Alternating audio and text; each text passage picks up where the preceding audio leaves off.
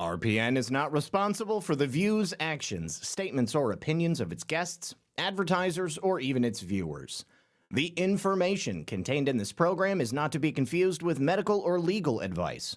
An appearance on this platform is not necessarily an endorsement, but as always, we encourage you to do your own research.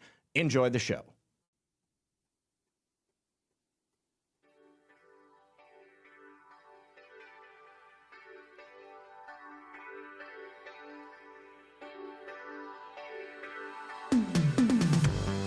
Good evening, everyone.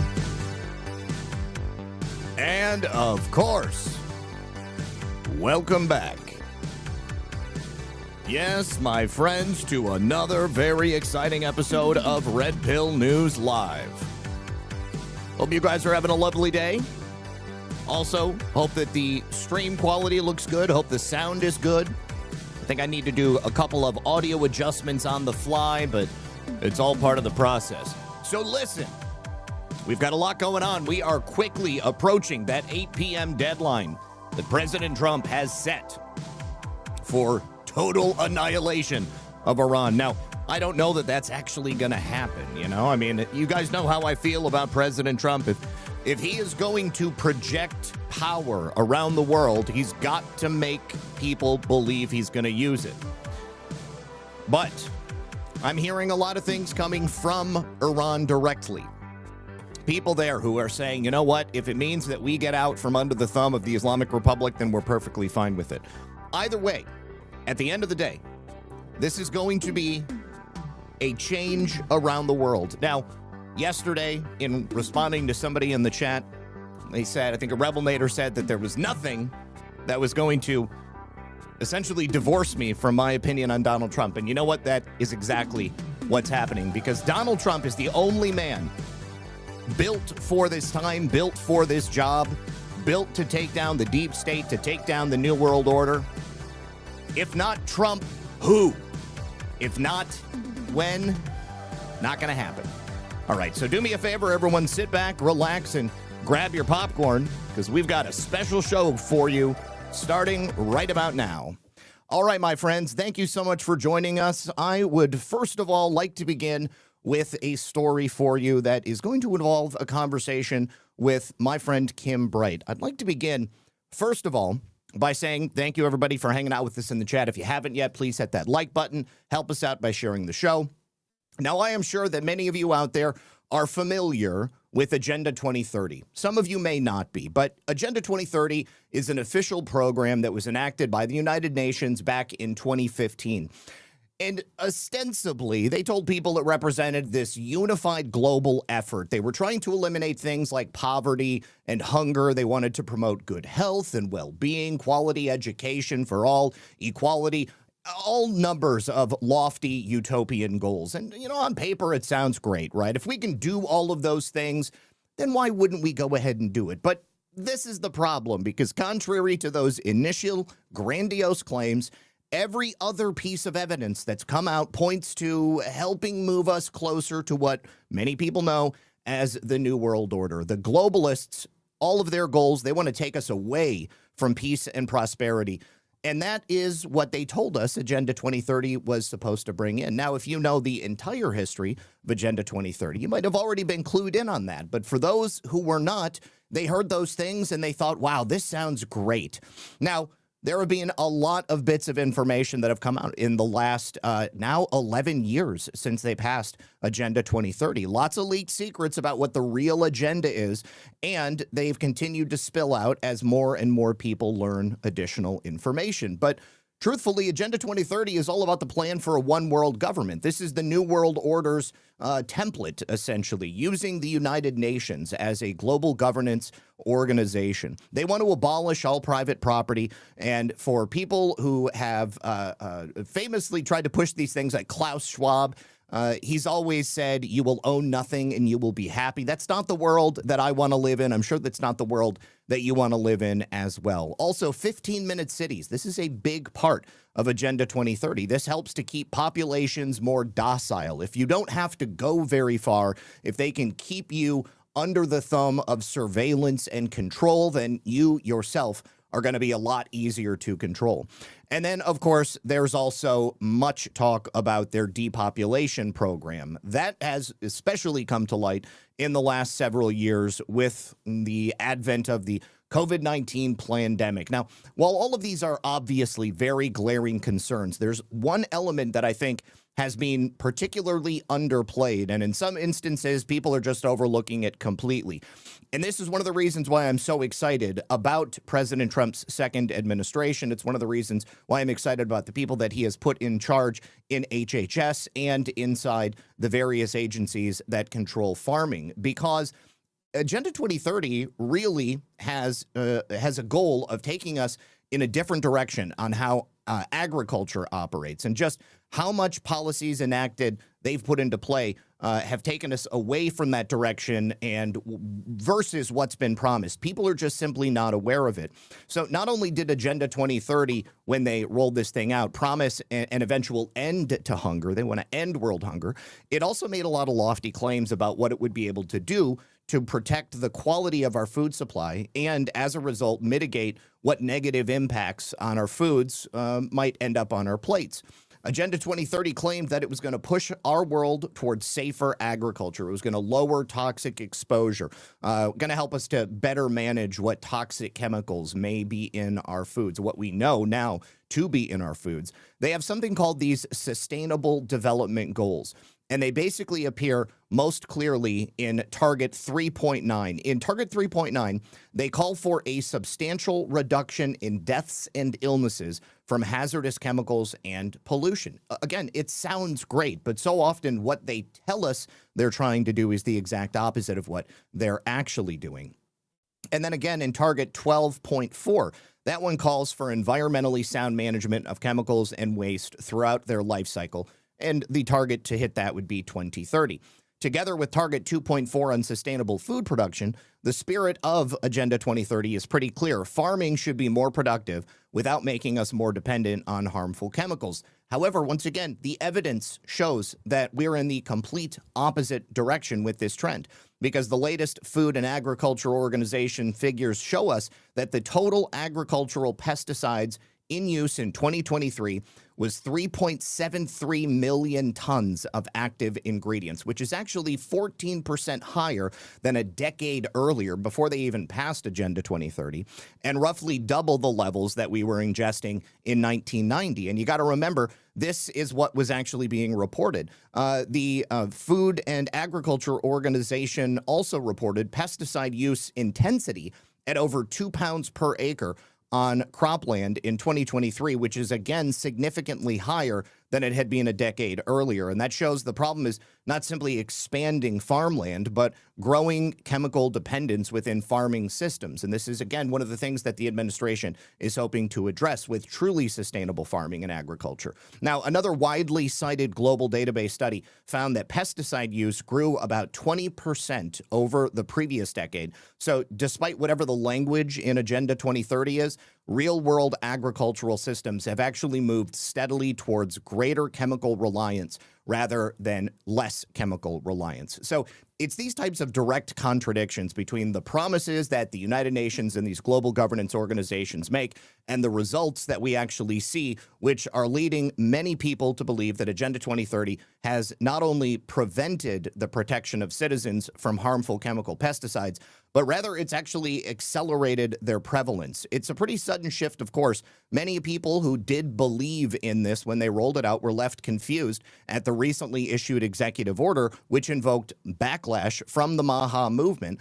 And the order issued by the administration took several steps in protecting Bayer Monsanto in their production of glyphosate, the key ingredient in Roundup, despite a lot of evidence and a multitude of lawsuits surrounding glyphosate and its link to increased risks of cancer and Alzheimer's disease. So we've talked about this when the executive order was actually signed. Let me first play you this video, and I'm going to be bringing in Kim Bright, and we will start the conversation up. But take a look at this video about glyphosate. 50 years ago, Monsanto invented something that would change the world forever. Roundup, no root, no weed, no problem. But Roundup was more than just a good weed killer. We've been using the weed killer for decades, but now it's at the center of a billion-dollar health scandal. Did Roundup weed killer cause a man to get cancer? There's many diseases that are linked to glyphosate exposure. My doctor, he goes, you know, I think this is all due to Roundup. What made Roundup so effective was the chemical glyphosate, that thanks to Monsanto has become the most popular pesticide in the world, and now one that's linked to cancer. My patient's dying just so their shareholders can make a few more bucks, just so their CEO can get a bonus. Despite its links to cancer, Roundup is still a billion-dollar business. So how exactly did Monsanto pull this off? There was an intentional effort to deceive that took place over many decades. And now Monsanto has a new owner, a billion-dollar pharmaceutical firm. And together, they're working on a way to keep selling Roundup, no matter the cost. All right, so joining us now is my good friend Kim Bright. Kim, when the executive order that President Trump wrote came out, you know, the primary argument for writing it seemed to be sort of protecting U.S. manufacturing and ensuring that if for some reason glyphosate wasn't delivered, then the companies producing it were not going to be sued.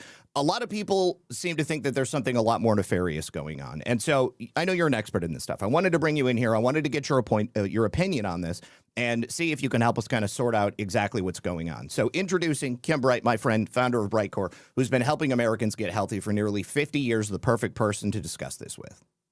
Well, Zach, I'm as confused as everyone else is by some of the things going on right now. I truly am. But, you know, like the farmers talked about in that clip, there really isn't another option that allows us to continue to produce enough food agriculturally right now to feed everyone without making a transition first, because they've all become so dependent on it. And there's no doubt that glyphosate and the other pesticides are bad for our health, no doubt about it. But one positive that I do take away, one positive is that we're taking away the manufacturing of this from other countries. Yes. I mean, the #1 producer of glyphosate worldwide is China. Mm-hmm. And before this executive order, Bayer Monsanto produced the majority of glyphosate in Germany.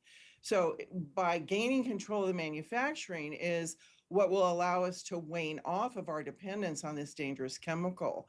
And, you know, at the end of the day, Zach, regardless of who's producing it, it's still a poison. Right. It's just, it just is.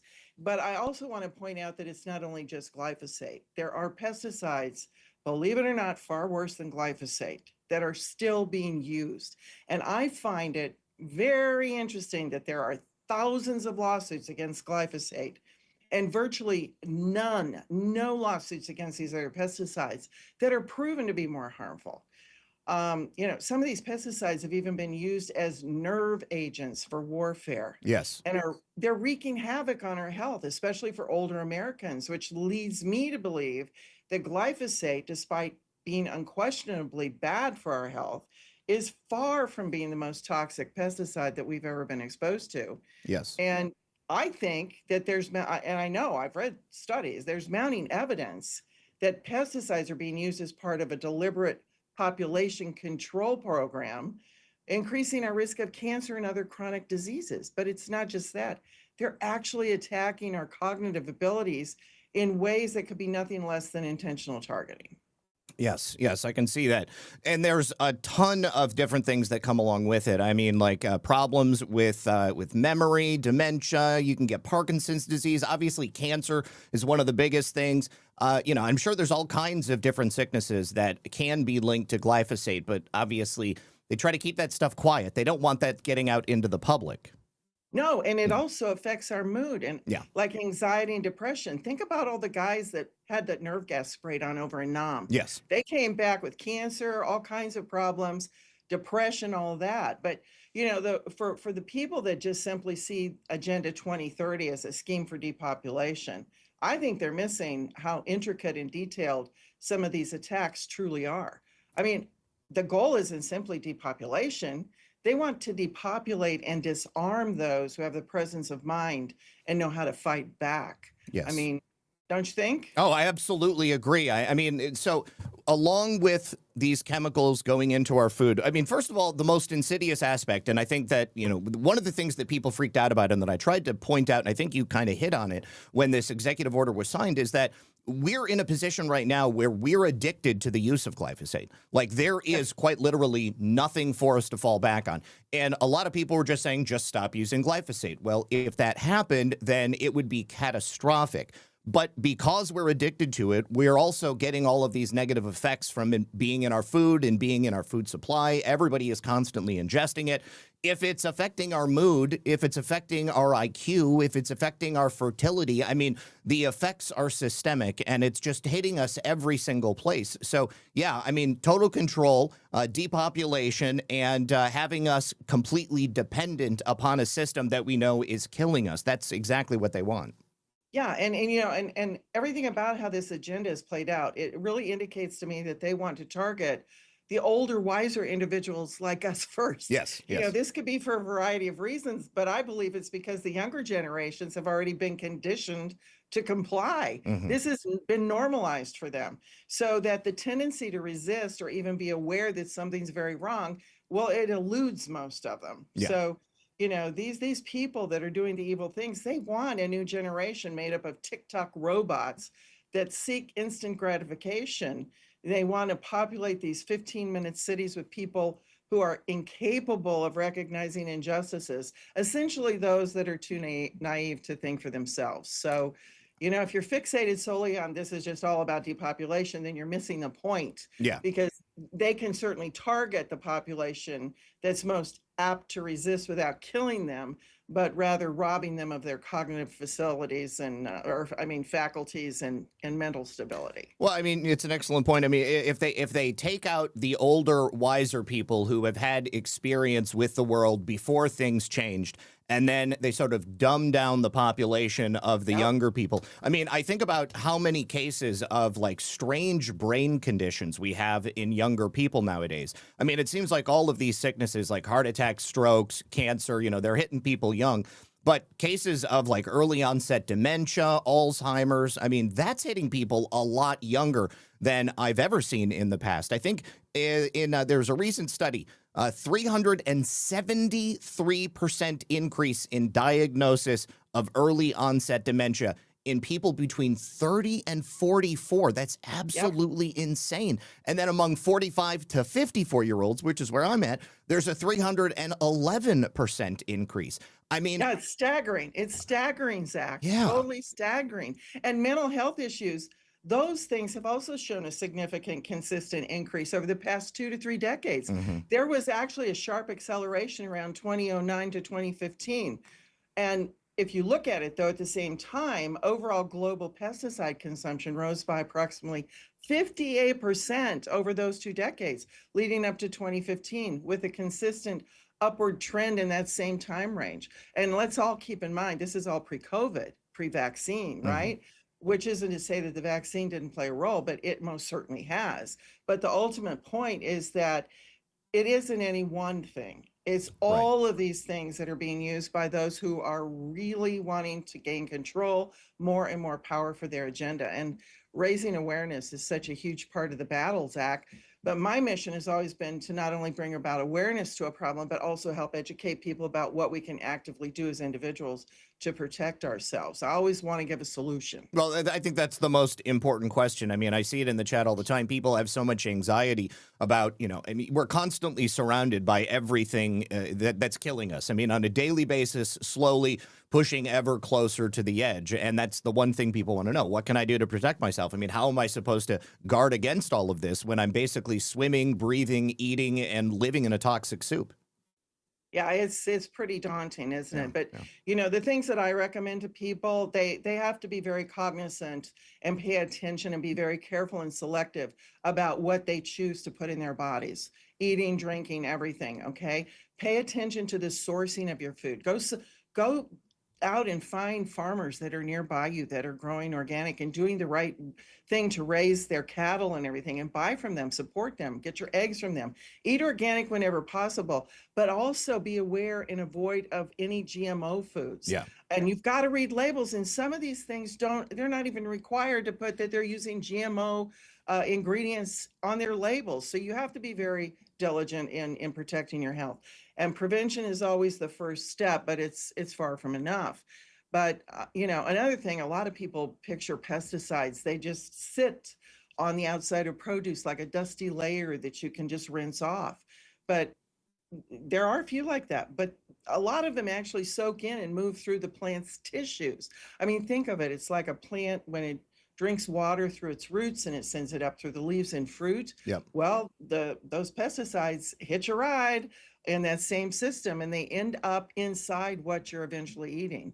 But there are others that stay on the surface. They cling to the skins and leaves after they spray them. And then some can even drift off into nearby fields that might be organic. Right. Or wash into the irrigation systems of water and show up where you wouldn't expect it. So, these pesticides leach their way into our soil, our waterways, and it's on a global scale now, Zach. So even those that are following strict organic diets can't even avoid the rapidly accelerating eventual exposure. Yeah. Is there any way to tell what types of pesticides, either the ones that are just topical or the ones that are going to be soaked up into the plant? Are there any labels telling us this pesticide is perhaps more dangerous than this pesticide? Nope. Nothing. Nothing required. Yeah. That's why you have to be diligent. You have to ask questions. You have to be concerned. I mean, some of these pesticides have been proven to be far more toxic than even glyphosate. And perhaps they're the most damaging and widely used is called chlorpyrifos, causing damage to our DNA, our cardiovascular and respiratory systems, and unequaled level of damage to our cognition and brain health. So talk about it. Double whammy. Run for them using that crap. So when it comes to your brain, your first line of defense, though, always remember this, is your gut. That's where your health starts, and that's where your disease and sickness starts.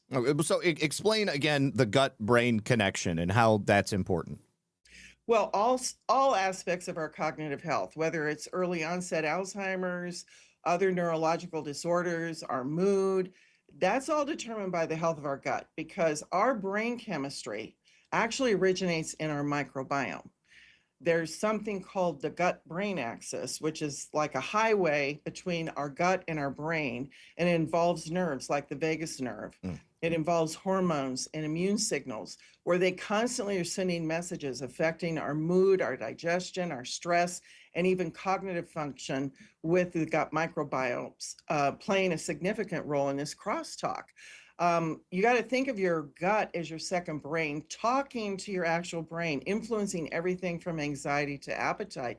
Serotonin, a hormone, also a neurotransmitter, 80% of it, that's our happy hormone, is manufactured in our gut.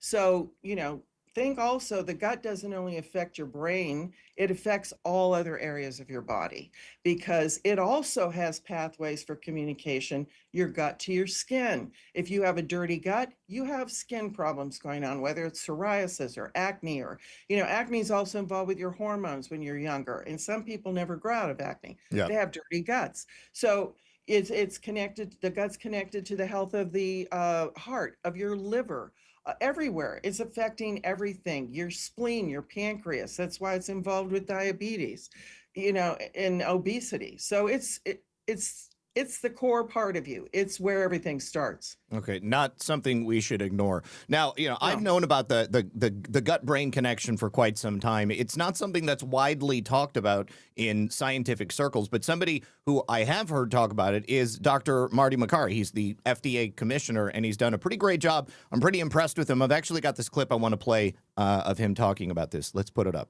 We also know that the microbiome is producing things central to health. It makes vitamins, it makes clotting factors, it makes serotonin, which is involved in mood. 90% of your body's serotonin is made in the microbiome. What's happening when we alter the microbiome in the modern world? Antibiotics can carpet bomb parts of the microbiome, resulting in overgrowth of one type of bacteria. And a study out of the Mayo Clinic that was recently published showed that kids who took antibiotics in the first 2 2 years of life had a higher rate of chronic diseases, from allergic rhinitis to obesity, compared to kids who did not have exposure in the first 2 years. Why is that? Well, it may be because their microbiome has been altered. Now, the average 2-year-old has already received over 2 courses of antibiotics in their brief 2 years, sometimes in the first day of life, just as a precaution. And we're now trying to have better antibiotic stewardship. Okay, apparently that video had an echo. So I apologize, guys. That's the last clip I had pulled up. I'll figure out what's going on after that. So obviously, according to Marty, and I mean, he was mentioning vitamins and, everything. There's a lot going on in your gut that is going to control so much happening in your body for your health. Exactly. But, like when doctors target brain diseases, what they do is they prescribe medications in an effort to directly target our brain. They forget about the root cause, our gut, or maybe they don't know. They weren't taught in school. They treat symptoms. All Western medicine basically treats symptoms instead of going after the cause and curing the problem. But, you can find the root cause of problems in the brain, just like most other areas of your body, within that gut microbiome, because of the balance that has to be there between the good and the bad bacteria. Taking proactive steps that you can do to protect yourself is as essential, if not more so, than simply avoiding pesticides, which was why I was so excited, Zach, when I found this study on kimchi degrading the pesticides. I got so excited because I thought, oh my gosh, here's a solution. So, the chlorpyrifos, the one that's very toxic, the worst, that accounts for 40% of the total global pesticide usage. And like I said, it's far more dangerous than glyphosate. The study that I found shows that kimchi degrades it during fermentation. 83% of it was degraded by day 3. Oh, wow. And by day 9, it was degraded completely. Now, get this, back in the Biden administration, they actually banned this pesticide completely in 2021. Good for them. But then the dummkopfs that they are, they came back and unbanned its use in 2023. So they're clearly playing a game and using glyphosate as a distraction. So, this study that I found, it went on to show how kimchi's gut protective properties provide us the best protections from toxins in our food supply. And there's so many studies out there showing the remarkable ability of kimchi to positively impact not only our brain, but every area of our health. And so directly kimchi helping with cognitive function, helping with memory. Here's another study specifically that talks about that. Bioactive compounds in kimchi improve the cognitive and memory functions impaired by amyloid beta. And I believe amyloid beta, that's connected with Alzheimer's and other major brain disorders. Yeah, it's the key marker in Alzheimer's. Yeah, and then there's another study, cancer preventative potential of kimchi lactic acid bacteria. Another study showed that eating kimchi every day for 12 weeks can do far more than improve your gut health. It can actually train your immune system to fight smarter. And it also, studies are out showing its anti-aging effects. It actually slowed, Zach, the aging of human cells. I mean, think about that. And its ability to improve our heart health and prevent hypertension and actually reduce body fat by 31.8%. That's a popular one. Yeah, you think in this day and age, and it's natural. You don't have to use drugs that, from a venomous, lizard, the Gila monster. The Gila monster that's going to really screw up your system. But, I have to say there's a reason why all this evidence exists about kimchi and not other probiotic supplements or fermented foods. Typical probiotic supplements that people take, I call them a one-note solution. Because, whereas kimchi provides a complex microbial symphony wrapped in protective fiber delivery system that ensures that the good guys actually arrive alive and give them something to feed on.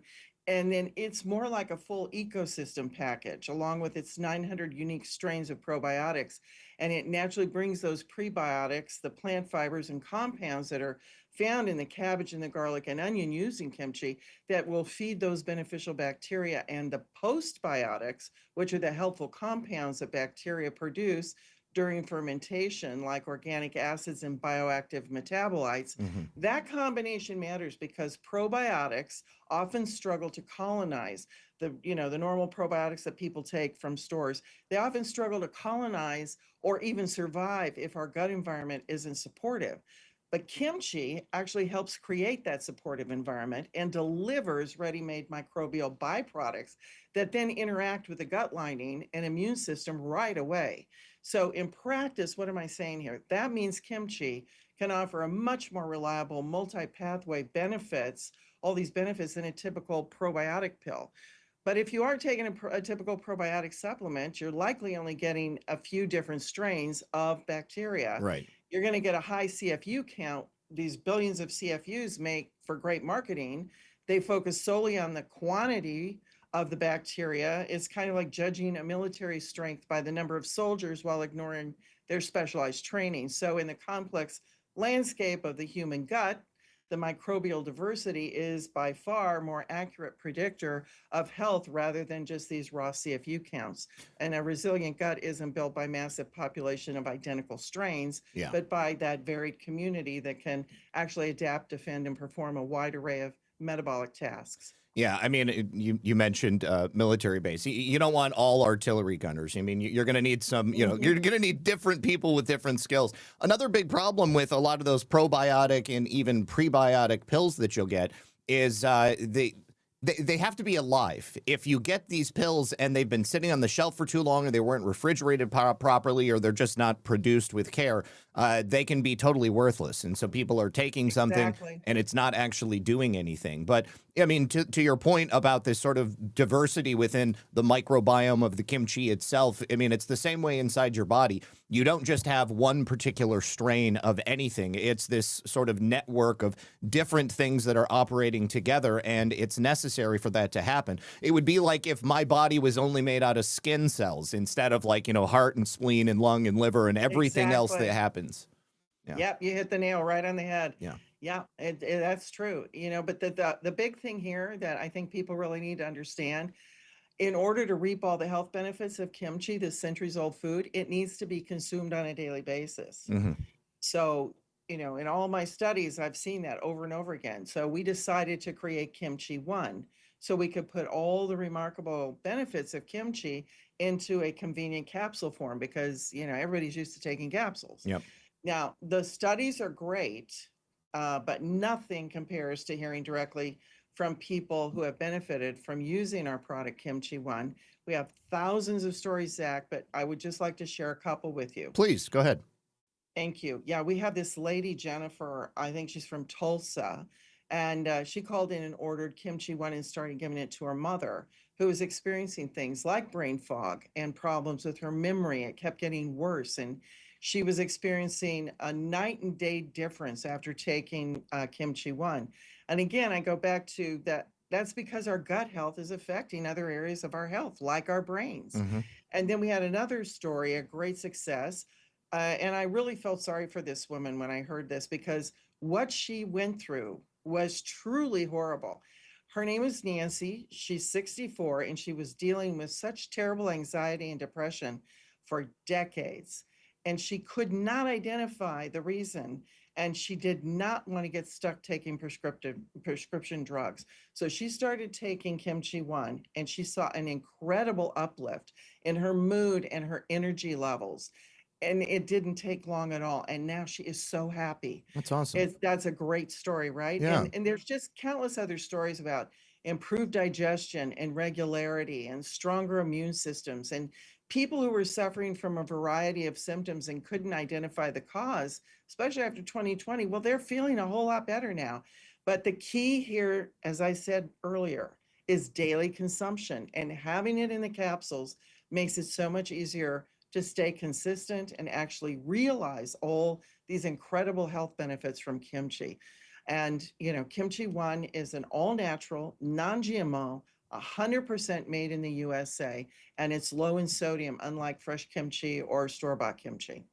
All right. And you guys have a special offer for the viewers as well. And that is 25% off with the code REDPILL.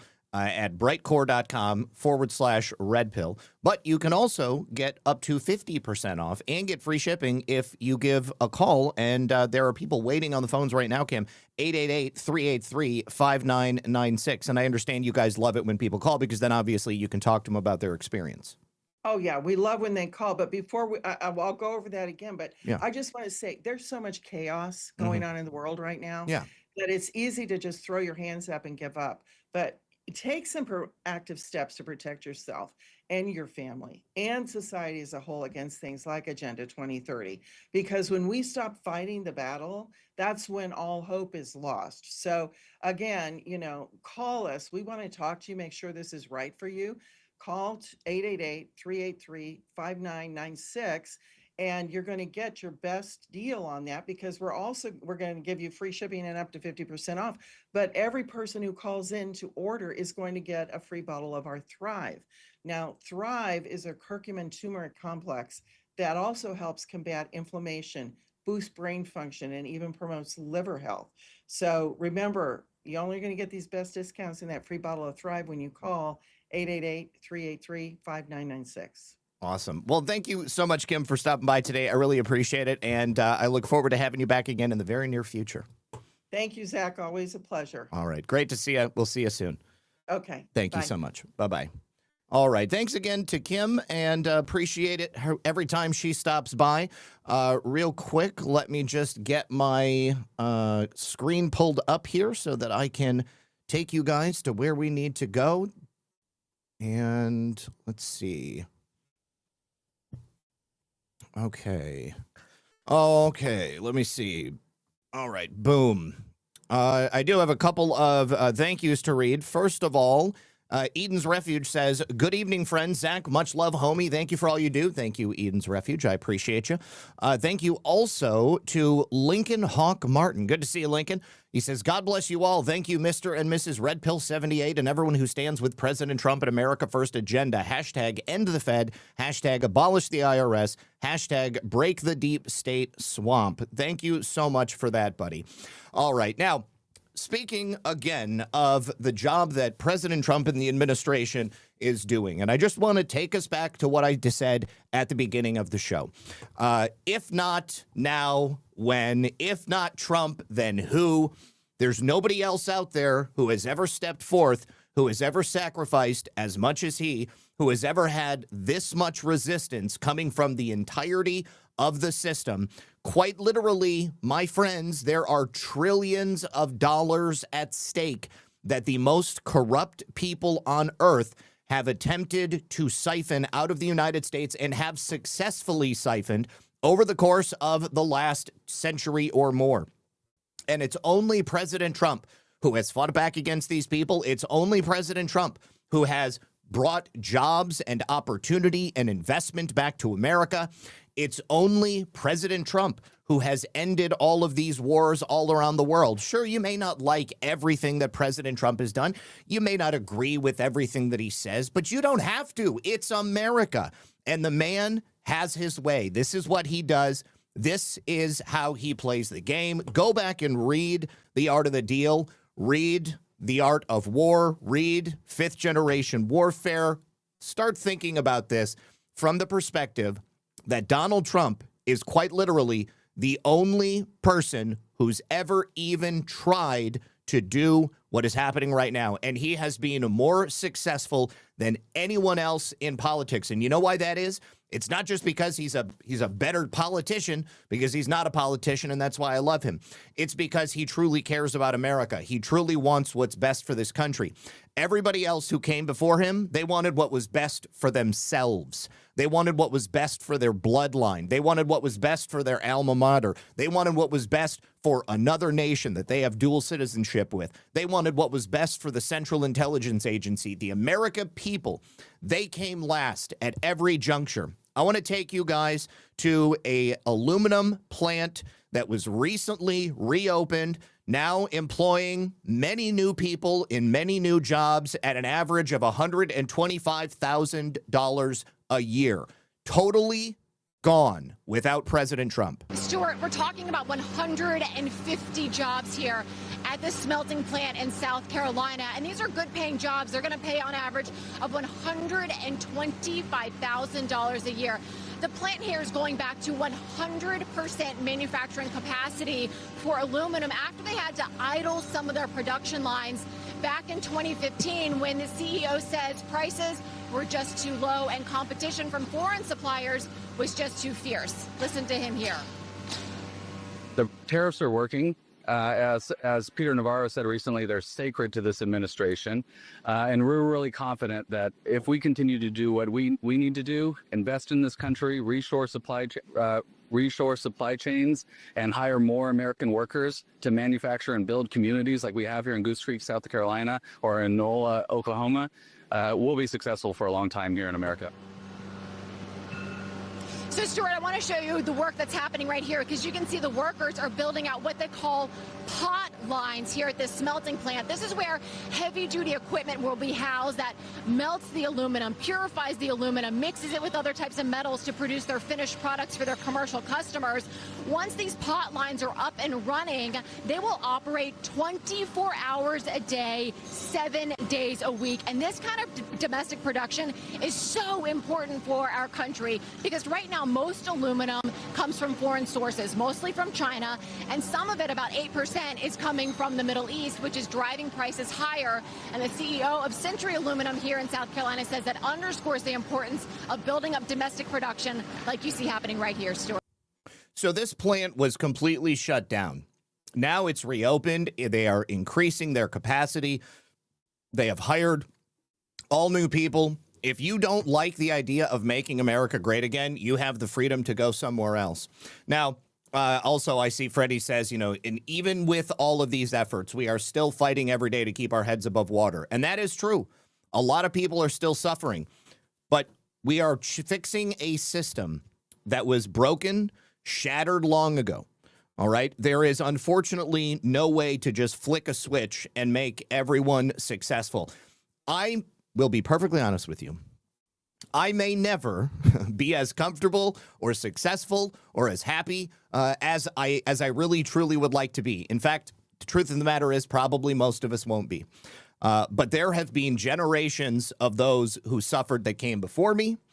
And if I can be some small part of ensuring that the generations that come after me don't have to live that life, then I will gladly sacrifice whatever it is that I have to sacrifice right now in this time if I can help build something better for future generations. Thank you so much, Freedom76, for dropping those gift subscriptions over there on Rumble. I appreciate you, buddy. Let me also say thank you to Sean Joe for the can.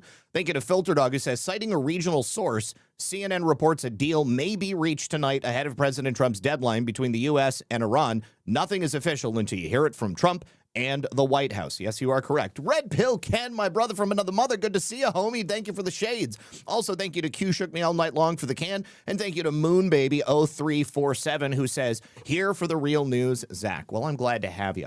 Now, let me also read you this post from The Last Refuge, because he puts it in a very eloquent fashion, something that we've talked about here on the show before, and it echoes the sentiments that I've been trying to get across to you guys today.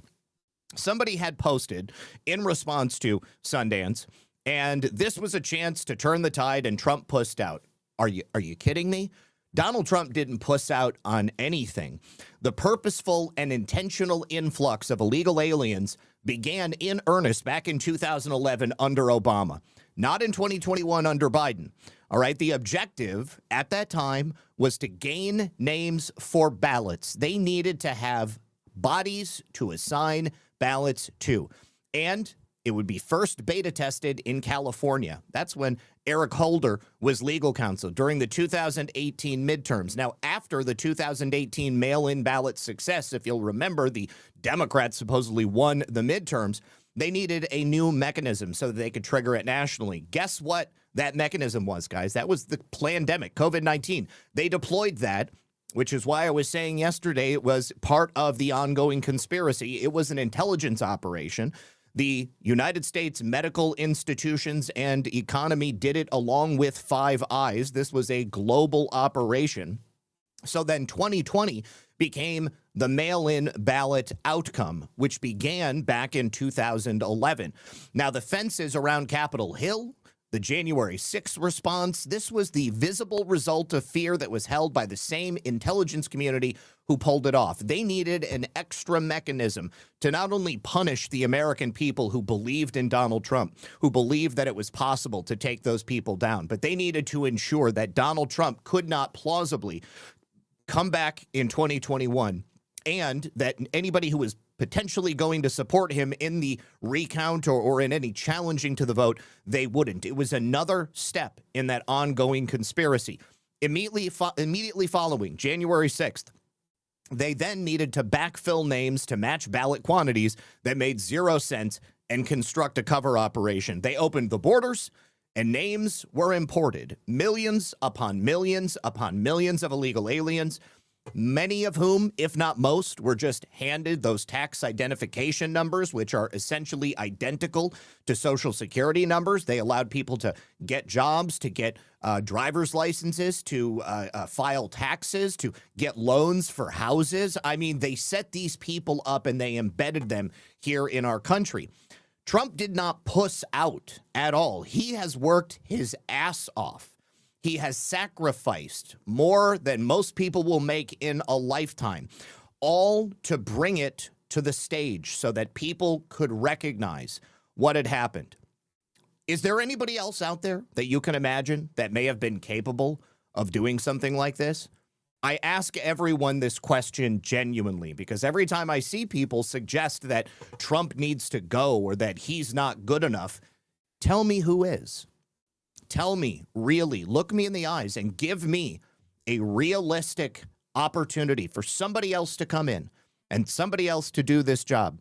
I don't think there's anybody else who could have even had the balls to come in and confront the forces that we are now currently facing. The New World Order, globalist deep state that Donald Trump is actively trying to destroy. There is no one else. So everybody is free to bemoan and to complain, to share their disdain. I only ask that you try to bring solutions because that's the only way that I think we make our way out of this. Either we go with the horse we're riding on, who I think is the right horse, or you present a new horse at the stables and we go pick him up. There isn't anybody else. All right. And let me also say thank you to Chafed Bum, who says, if there must be trouble, let it be in my day that my children may have peace. Thomas Paine. Brilliant. That is exactly the sentiment. All right. Now, let's talk a little bit more about some wonderful things happening. Who was it, by the way, that put ICE and Customs and Border Protection in airports? Oh, yeah, it was Donald Trump. Well, guess what? U.S. Customs and Immigration Enforcement, since they put themselves into airports around the country, they've arrested more than 800 people. And those 800 arrests are based upon tips that were shared with federal airport security officials since President Trump put these people in place. Now, through February, internal ICE data reviewed by Reuters shows that there is a figure far above what was previously known. They've actually been doing this.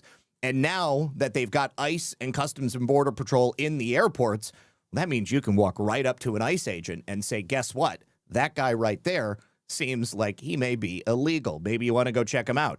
Now, these leads came from the Transportation Security Administration, TSA, where they supplied ICE with records of more than 31,000 travelers for some type of possible immigration enforcement. Now, it's not known how many arrests took place actually inside the airports, but TSA tips would mainly be useful in determining when a person would be traveling. So if I had to guess, I would suggest that most of these people probably arrested at the airport. And so now that ICE is working in the airports because, of course, the left and the rhinos have refused to fund the various aspects of the government that would be covering those people, they are now helping out, and it's possible that the arrest numbers may actually tick up. So I encourage every single illegal alien to buy a plane ticket, try to fly someplace. I'd like to see what happens. These agencies have, of course, historically shared information related to national security threats, But now, rather than focusing on domestic extremism and so-called terrorism, they're focusing on routine immigration arrests because it's obvious that that's a far more clear and present danger than simply the nebulous threat of terrorism that has loomed since 9/11. Now, this TSA program, of course, designed for counterterrorism, is now being used to arrest and deport people who are not supposed to be here. These 31,000 traveler records that TSA put together through the Secure Flight Program was created in 2007 to allow the agency to review passenger information for people who might be on a U.S. government watch list.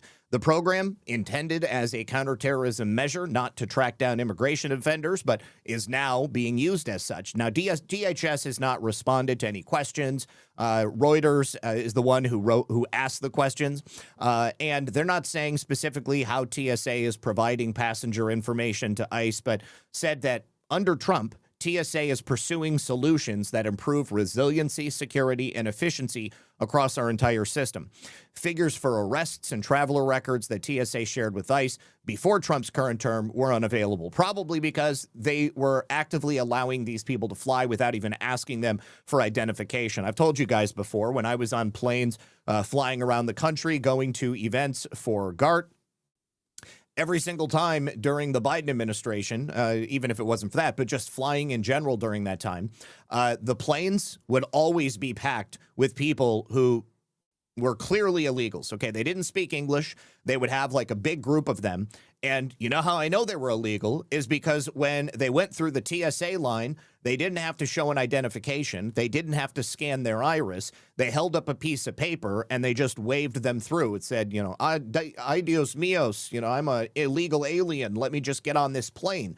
There was no checking. There was no pat downs. There was no searching of their bags. Who knows what those people were flying with? But U.S. airports and immigration enforcement are obviously in the middle of a partisan funding fight. Democrats are refusing to provide money. President Trump has taken lemons and made lemonade. So here we are, and I anxiously look forward to seeing people arrested at airports. There have been a couple of cases of those. We saw, I showed rather, several videos of people being arrested. There was, of course, you know, there's maybe going to be some where people are not illegal aliens. But maybe they just have a bad attitude and they want to get themselves on video with ICE or Customs and Border Patrol potentially, you know, roughing them up a little bit.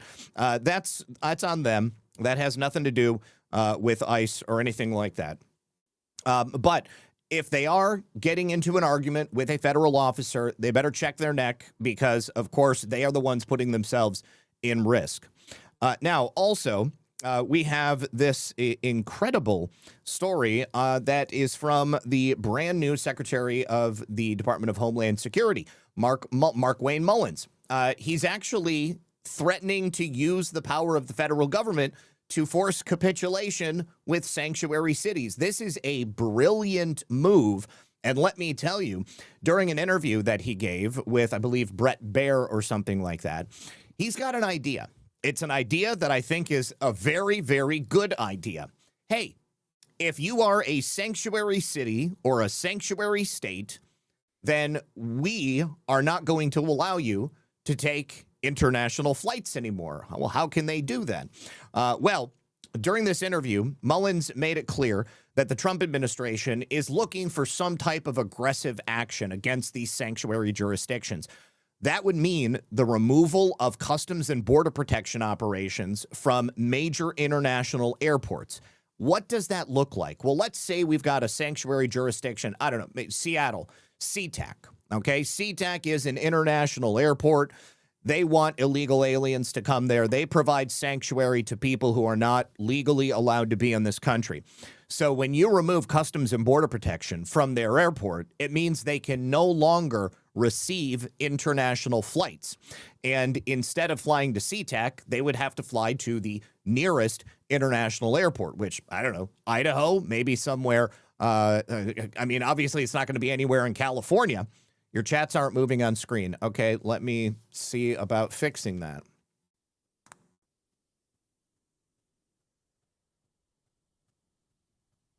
Okay. If it's not moving after this, then there's nothing I can do to fix it because they are definitely on the correct links. Okay. All right. So let's listen to Mark Wayne Mullins.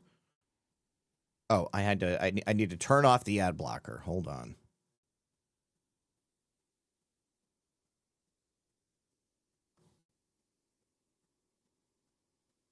Okay.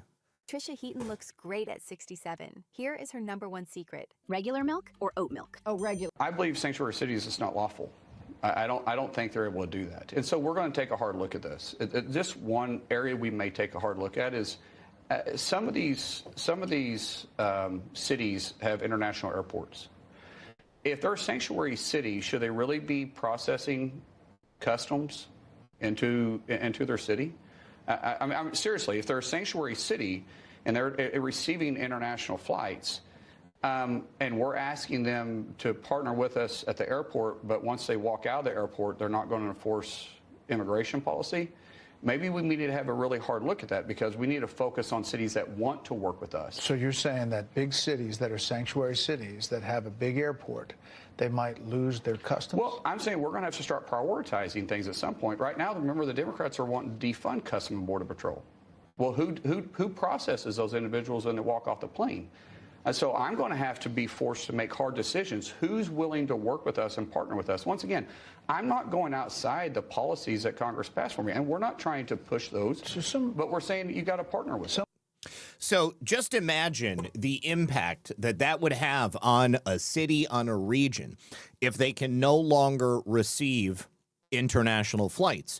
You would have to have people flying into a different airport somewhere closer to the interior of the United States. They would then have to perhaps rent a car, drive to where they go. I think that this is absolutely genius. I mean, if these jurisdictions are unwilling to partner with the federal government and ensure that they're not providing safe haven to people who are illegal and otherwise are not allowed to be in our country, this is the best way to go about it. I mean, think about it. They've basically been getting a free ride. We don't want to work with the federal government, but of course we need to work with the federal government when it comes to our airports because we have tens of millions of dollars probably in investment and financial power that are coming through that airport on a yearly basis. They shield dangerous, criminal, illegal aliens. They shield gang members.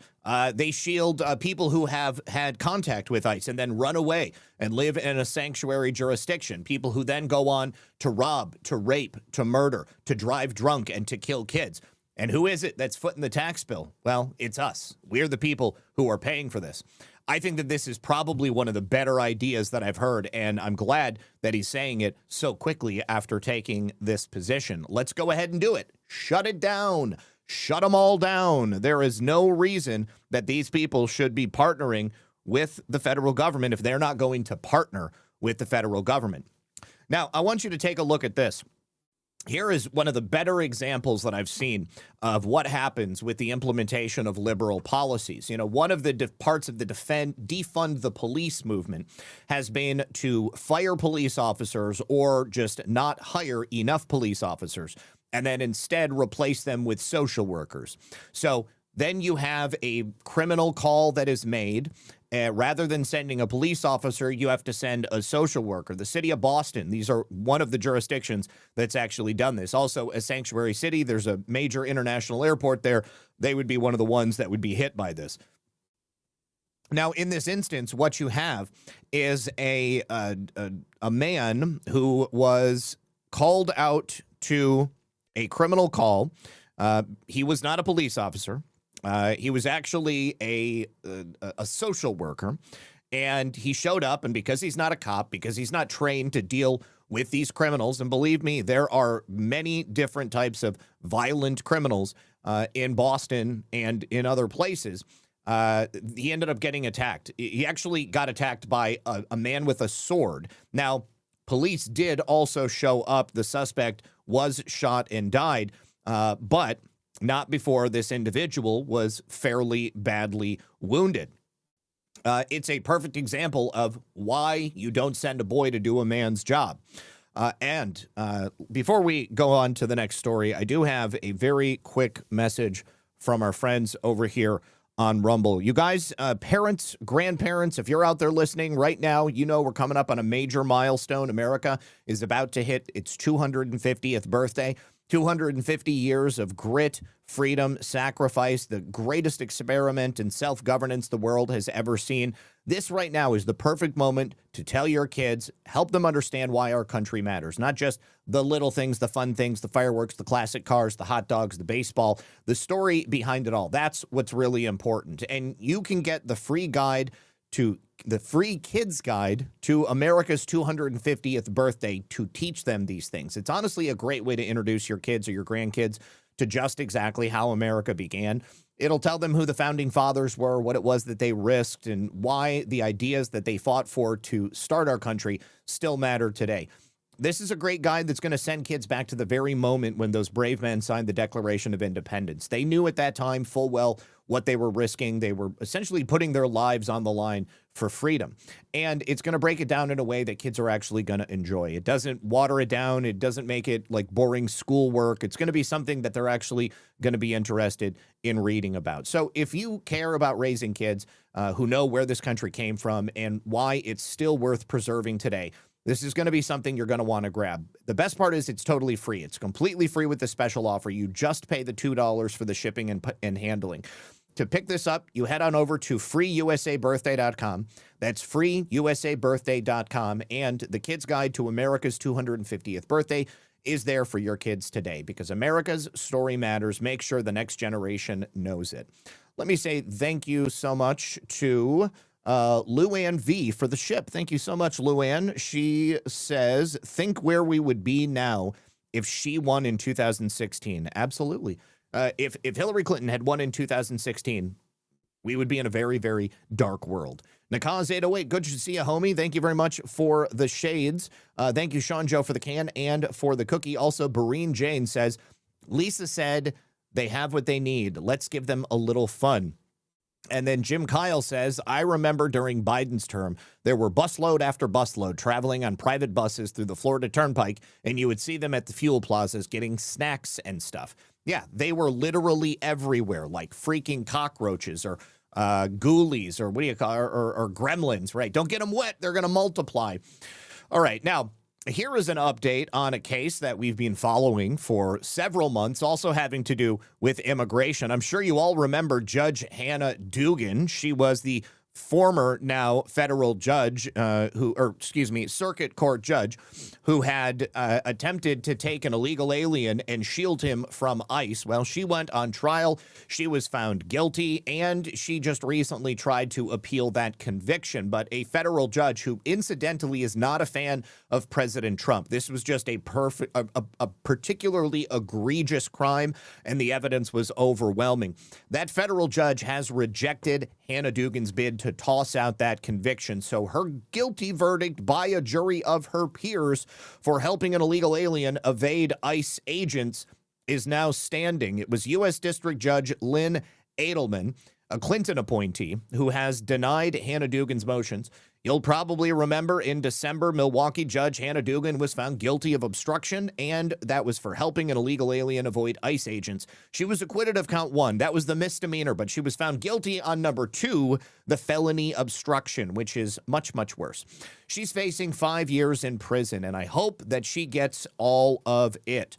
Last April, a federal grand jury indicted Hannah Dugan for helping an illegal alien evade ICE agents. Here we are 1 year later, and now, finally, she is going to end up going to prison. Now, according to the FBI, Dugan was angry because she found out ICE agents were waiting outside of her courtroom.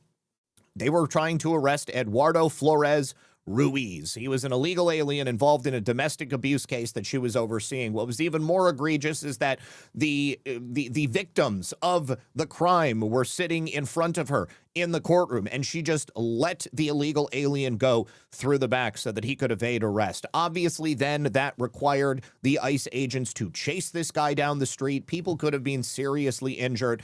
And of course, that guy ended up getting kicked out of this country anyways. So Hannah Dugan deserves everything she gets. I sincerely hope that she does receive all 5 years in prison, although I'm certain that her legal team are going to ask for some type of leniency because, you know, she's a judge and judges are supposed to get some type of special considerations, but she doesn't deserve any of it.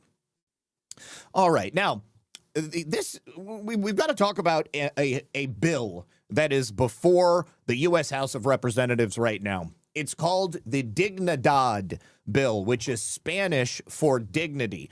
They took a bill in the U.S. House of Representatives where English is the official language, and they titled it Dignidad. It's like a slap in the face, and you're going to believe it once you hear what this bill is about. Now, first of all, some surprising results coming from Rasmussen. Rasmussen did a poll looking to see if people supported or opposed limiting automatic birthright citizenship to births where at least one parent is a U.S. citizen or legal permanent resident. So I understand this, and I actually do support it. If you've got, well, I think that the parent, at least one parent, should be a U.S. citizen. I don't think that if they are a permanent resident, that should count. I think that they should be a U.S. citizen. But people who support this idea of limiting birthright citizenship to births where at least one parent is a U.S. citizen or legal permanent resident, Democrats support this at 62%. Independents support it at 54%. Republicans support it at 61%, just slightly less than the Democrats, almost neck and neck.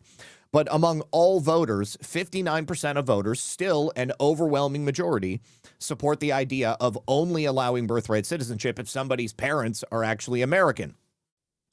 I thought that those results were interesting, especially considering that we've got this Dignidad bill that is before the House of Representatives right now. But I thought it also was interesting because I believe that it shows a significant change taking place among people in America. It shows a certain level of knowledge and understanding of what it is we're truly facing. And I thought that a great way to demonstrate that was to show you this video of a woman who thought she was a hard left liberal, okay, who totally believed that brown people were superior to white people because, of course, she's a white, middle-aged liberal woman, and that's what you're supposed to believe. You're supposed to hate yourself, and you're supposed to venerate anybody with darker skin than you. But take a listen to her awakening process. I resisted for a long time this notion that Democrats were deliberately inviting masses of foreigners into the country because they wanted to grow little Democrats and create a one-party state. I've started to come around to that view. Before Trump effectively closed the southern border, I imagined a lot of it was incompetence and fecklessness. Now, there may be an element of that, but I think it was more intentional. The Biden administration opened that border on purpose and shipped people all over the country, wherever they wanted to go. They put illegal migrants with no ID onto commercial airplanes with regular passengers who all have to have, you know, an impeccable national ID. I mean, it's just, there is design behind it. And I don't have any other theory aside from this pathological passion for minorities and a weird notion that people who are non-white are superior. I don't see any other reason for inviting so many people in, especially because, you know, on the one hand, the left talks about, oh, we need these people economically. You know, we have this aging age structure, and, you know, Social Security's imperiled, and Medicare costs too much, and we need young people to fill out the workforce. But then, you know, they support family reunification, which means these people can bring in their parents, right? I mean, so much for improving the age structure. Yeah, so much for improving much of anything at all. It was all a grift. I resisted for a long time this notion that Democrats were. The entire thing was a grift. It wasn't just stupidity and fecklessness. It was always by design. And let's be honest, if they wanted to fix Social Security, they would put every single American on the same retirement plan that members of Congress get. If they wanted to fix Medicare and Medicaid, they would put every single American that qualifies for it on the same medical insurance plan as members of Congress. Because I can tell you with certainty that neither of those two are ever in danger of running out of money.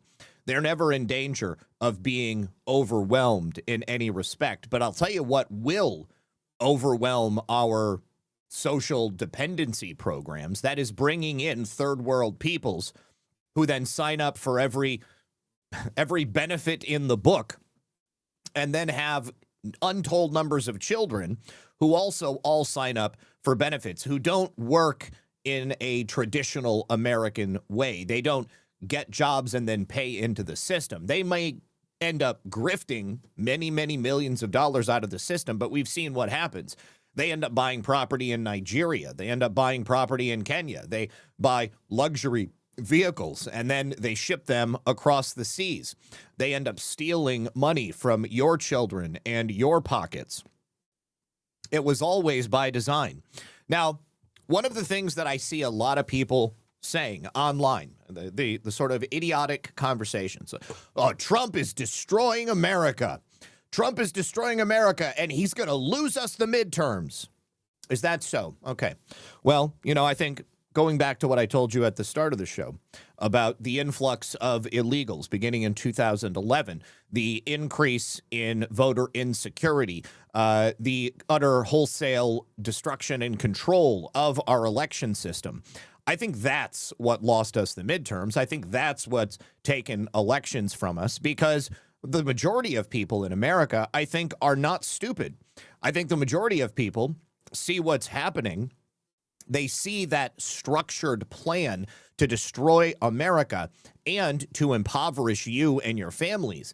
And they understand that if they do vote in a free and fair system that's not totally fake and gay, well, then most people are going to vote in their own self-interest. They're not going to vote in the interest of some illegal alien that you don't know. Why in the hell would anybody vote to take care of all of these people around the world when we sure as shit can't even take care of ourselves? That doesn't make any sense. Now, take a look at these numbers here. If we do go back and look at the numbers, this time coming from CNN, back in 2006, Democrats were up by 18 points, okay? And there was an election. It was good for the Democrats. In 2018, they had Democrats up by 12 points. Of course, there was another election. Good for the Democrats. Here we are in 2026. President Trump is actually the most favorable politician, not only in Venezuela, but here in the United States. Republicans are actually up by 5 points. So not only is CNN unable to gaslight people and tell us that, oh my gosh, Republicans are going to they're going to totally trash the midterms. They're not going to win any seats. Democrats are going to sweep this thing, because who in their right mind would vote for the policies that the Democrats are attempting to push? Objectively, everything that they want to do, everything they're arguing against everything they're arguing for is everything that we have come to accept. And many people now also believe that those things are destroying this country. Take a listen. Trisha Heaton looks great. Oh, regular milk. Let's take a look at this. Net favorability. Party ahead at this point. Midterm years with the GOP president. In 2018, Dems were up by 12. In 2006 on net favorability, which party you like more? Dems are ahead by 18. Republicans are actually ahead on net favorability at this point by 5 points. So Democrats are just simply running behind their previous benchmarks, and they need to be running well ahead of them if they want to take back the United States Senate. Let's take a look at. Is there anybody here who thinks that net favorability for Republicans is because of the job Congress is doing? No. Of course not. Of course it's not because of the job Congress is doing. It's because of the job that President Trump is doing. It's because of the changes that President Trump is working to make in America. It's because of the people that he has inspired to get involved. And one of those people that has been inspired is Spencer Pratt. Spencer Pratt used to be on a reality show on MTV. He's married to some chick who was on that reality show, Heidi something or other. I don't know. But Spencer was one of those people in Pacific Palisades who lost his house, somebody who has not been allowed to rebuild.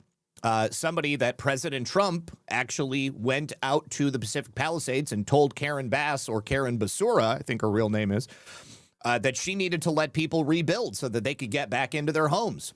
Well, Spencer Pratt has been doing a lot of work to figure out what happened to those hundreds of millions of dollars that people poured into the Pacific Palisades. Guess what?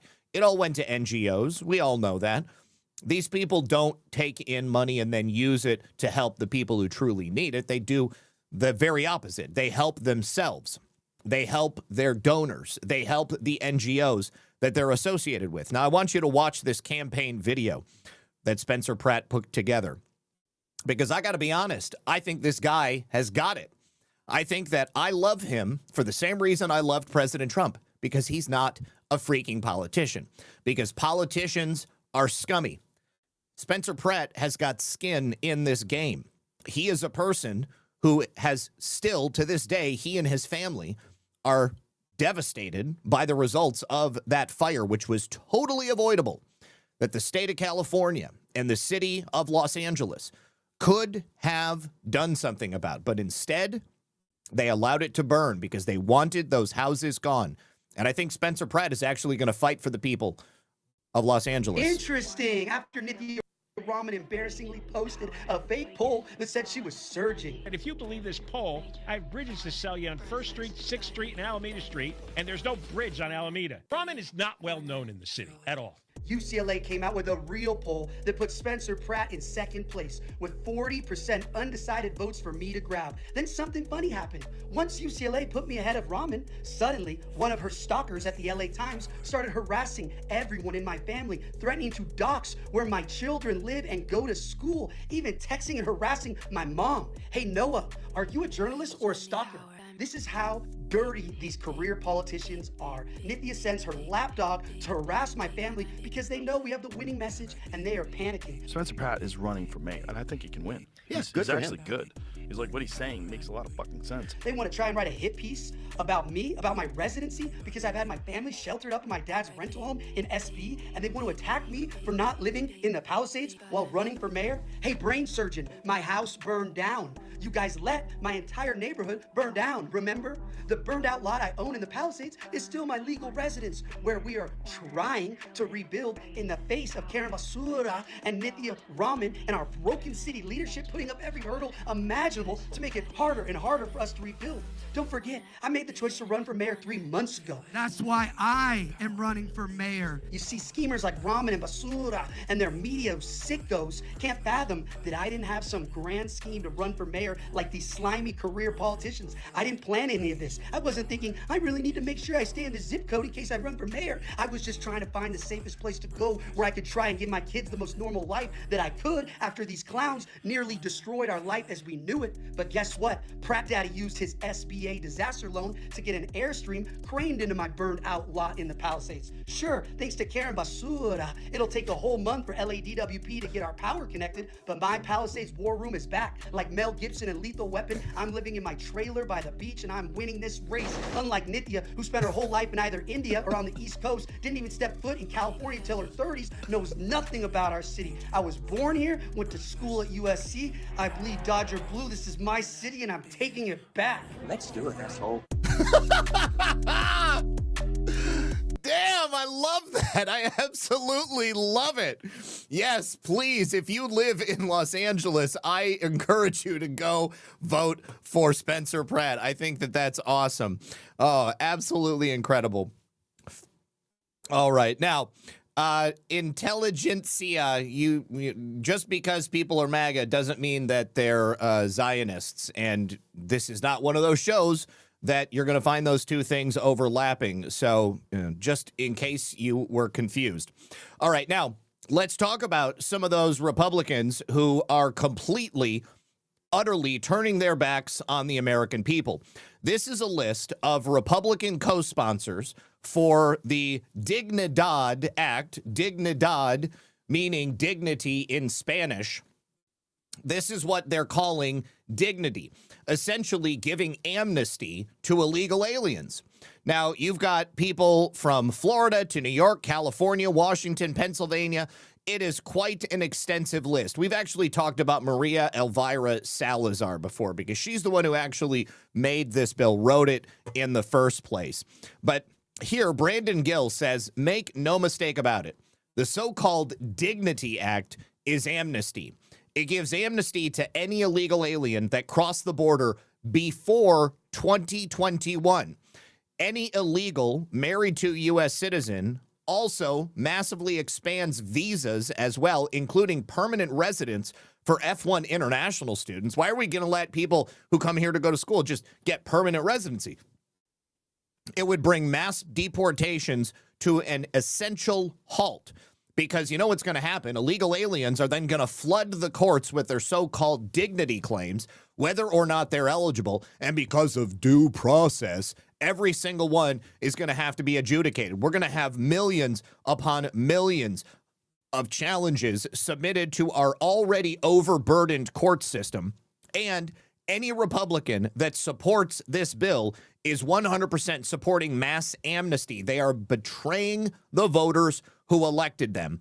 And I just want to now read you that list of everybody who's on here, everybody who's supporting this, because if these people are people that you voted for, or that, you know, you were told, oh, they're a Republican, they're going to have everything you need to get the job done. That's bullshit.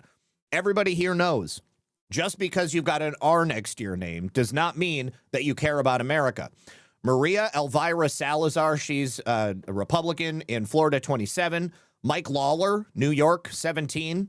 David Valadeco, California, 22. Dan Newhouse, Washington, 4. Mike Kelly, Pennsylvania, 16. Brian Fitzpatrick, Pennsylvania, 1. Gabe Evans, Colorado, 8. Marlon Stutzman, Indiana, 3. Don Bacon, he's not going to be around much longer, so he put his name on it. Nebraska, 2. Young Kim, California, 40. Mario Diaz-Balart, Florida, 26.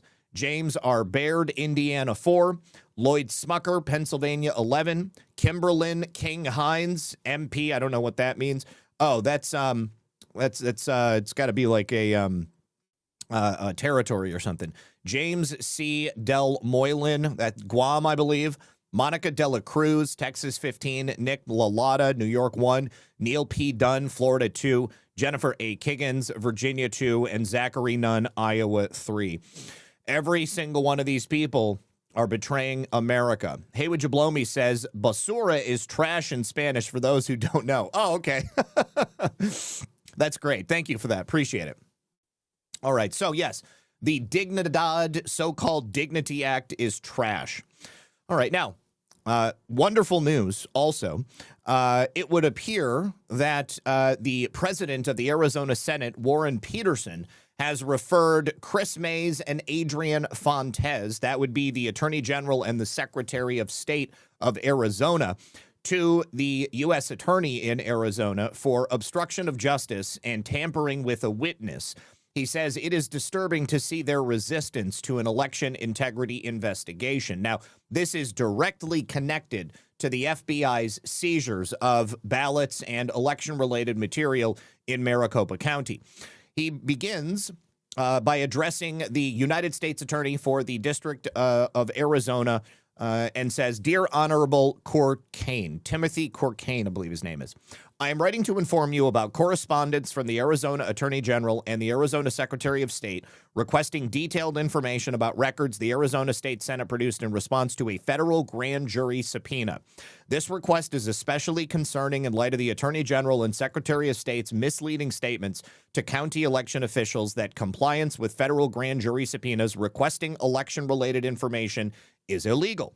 This pattern of conduct suggests an inappropriate attempt to interfere with the grand jury's ongoing investigation. As you know, in early March, the Federal Bureau of Investigation served me in my capacity as Senate President with a federal grand jury subpoena for records related to the 2020 election. In accordance with its obligations under state and federal law, The Senate provided the requested documents in compliance with the subpoena, as they are the only available records from the 2020 election due to the 22-month record retention policy for electoral jurisdictions in Arizona. The Senate has since obtained an opinion letter from Snell and Wilmer, which concluded that the Senate was obligated to comply with the subpoena, and the Arizona Attorney General and Secretary of State's actions may constitute obstruction of justice and witness tampering. The threats of the Attorney General and Secretary of State are incompatible with the United States Constitution, which enshrines the grand jury in our constitutional order and only serve to hinder voters' confidence in our elections.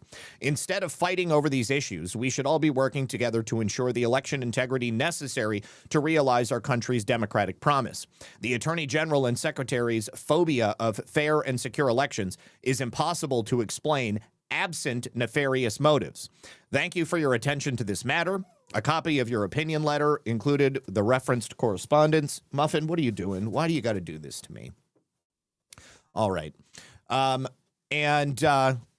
So essentially, you know who Adrian Fontes is. Adrian Fontes was previously the county recorder in Maricopa County, directly involved with the fraud of 2020.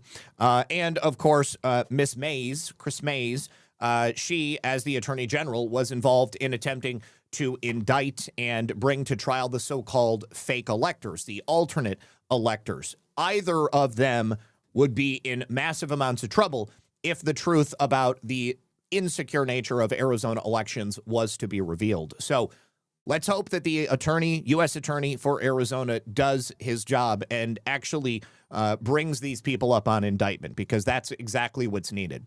All right. Do you have to go outside, Muffin? Is that it? I think Muffin's got to go outside, you guys. Give me 2 seconds. I'll be right back. Let me find...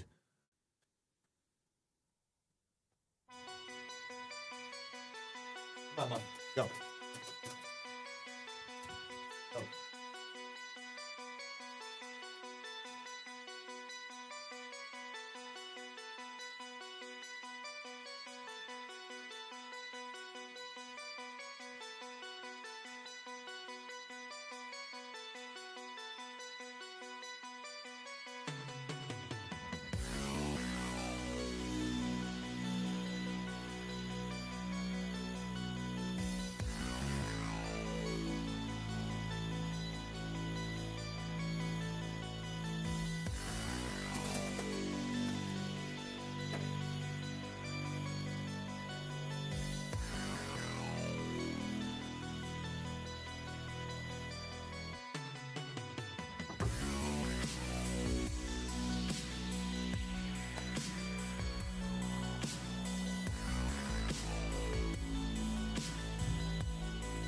All right, and we're back. She didn't really want to go outside. She just wanted to get me for a treat.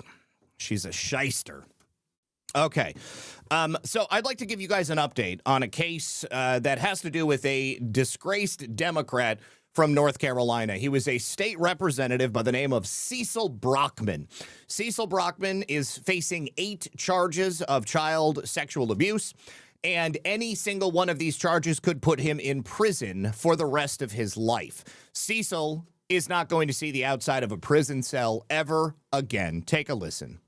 Former state representative Cecil Brockman. He now faces 8 total charges, which, if convicted, could put him behind bars for the rest of his life. WXII 12's Chris Peterson was in court today and has the latest for us. Cecil Brockman represented North Carolina House District 60 in Guilford County for 10 years. He now faces 4 counts of statutory sex offense with a child. Each one of those charges carries a sentence of life in prison. Please state your full name. Cecil Antonio Brockman. Cecil Brockman appeared in an orange jumpsuit and shackles before a judge in a Guilford County courtroom Monday morning. You've been charged 4 counts of statutory sex offense. So he was initially charged with 4 counts, and they had 4 superseding charges that came afterwards. The child, those are all Class B1 felonies, sir. For the total maximum punishment is life imprisonment on each. This all started in October of last year when Brockman called 911 to report a friend missing. Law enforcement later learned that this friend was a teenager from out of state.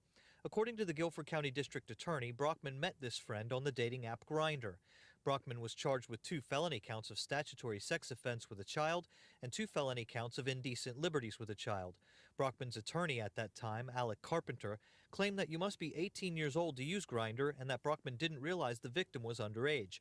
A clearly agitated Brockman claimed his innocence during a November 3rd bond hearing. I would at least like to talk to my attorney so I could tell a rebuttal to all of the lies that the state is suggesting. I don't think it's fair on my behalf to sit here and hear constant lies. Yeah, you know what? I think if I remember correctly, he actually somehow knew the father of that young boy. He also was keeping him hostage, essentially, at a home that was like a second home. And also, Mr. Brockman had a habit of, instead of going to work and actually voting on legislation, he would slink off to molest this young boy on the regular. So Cecil Brockman, again, not going to see the outside of a prison cell anytime soon. And I love to see it. All right, now let's check in with Minnesota. I got a couple of stories for you about Minnesota. A judge in Minnesota has just shut down the administration of Governor Tim Walz, and this is in federal court. They've rejected the attempt by Minnesota to restart Medicaid funding. Remember, the Trump administration shut it all down over concerns that money was being stolen, because it was. Now, the judge said that the state has acknowledged there is a serious fraud problem, but essentially they've done nothing to solve it. This is Judge Eric Tostrad. He's a Trump appointee, and he said Minnesota may still prevail later in the case, but for now the feds are on relatively solid legal footing and deferring more than $250 million in Medicaid money to prod the state to combat fraud. And now Chi-Chi is up, so give me just a moment.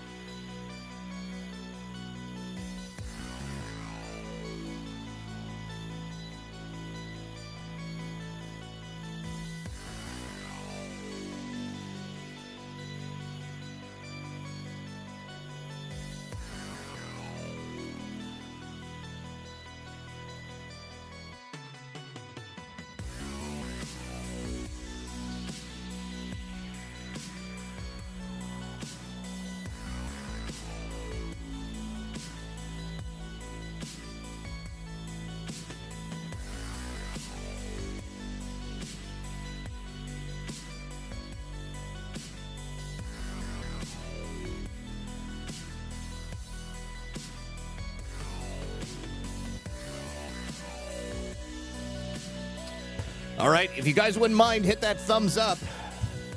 If not for me, then for Muffin and Chi-Chi. All right, so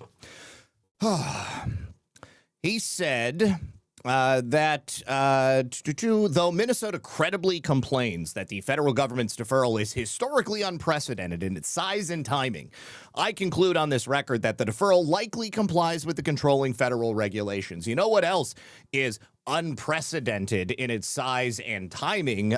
The amount of fraud taking place in Minnesota. Now, the ruling is obviously a big win for President Trump. I'd say it's also a big win for America. But this administration has taken steps to punish Minnesota over a series of public benefit scandals involving Minneapolis's extra large Somali community.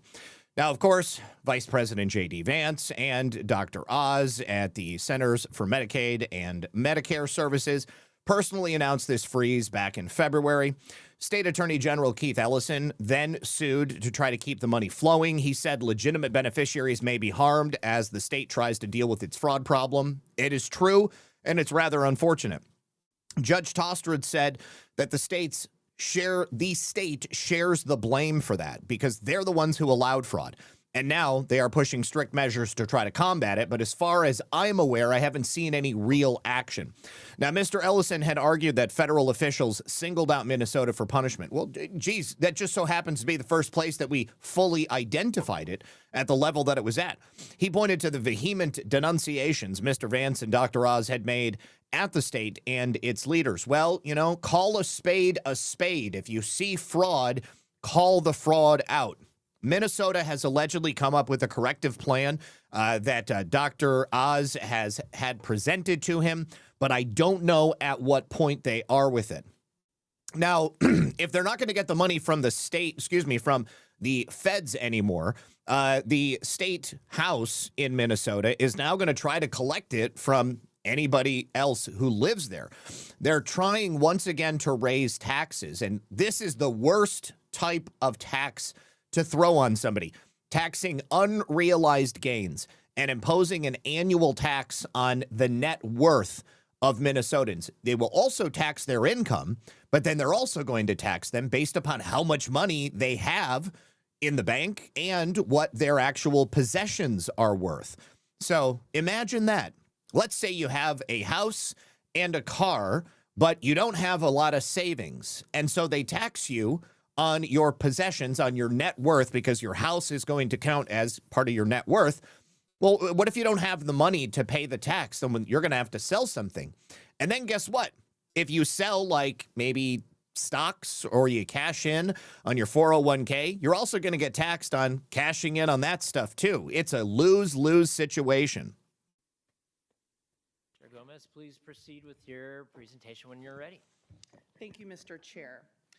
So House File 4616 imposes a 1% tax annually on fortunes above $10 million. And so this is a different kind of tax base than we have in Minnesota, and I believe a different tax base than anyone in the country, any state revenue kind of code in the country touches. And, you know, this really comes from, for me, I've heard my entire life these statistics about the top 1% and how much wealth they own and how much income they get.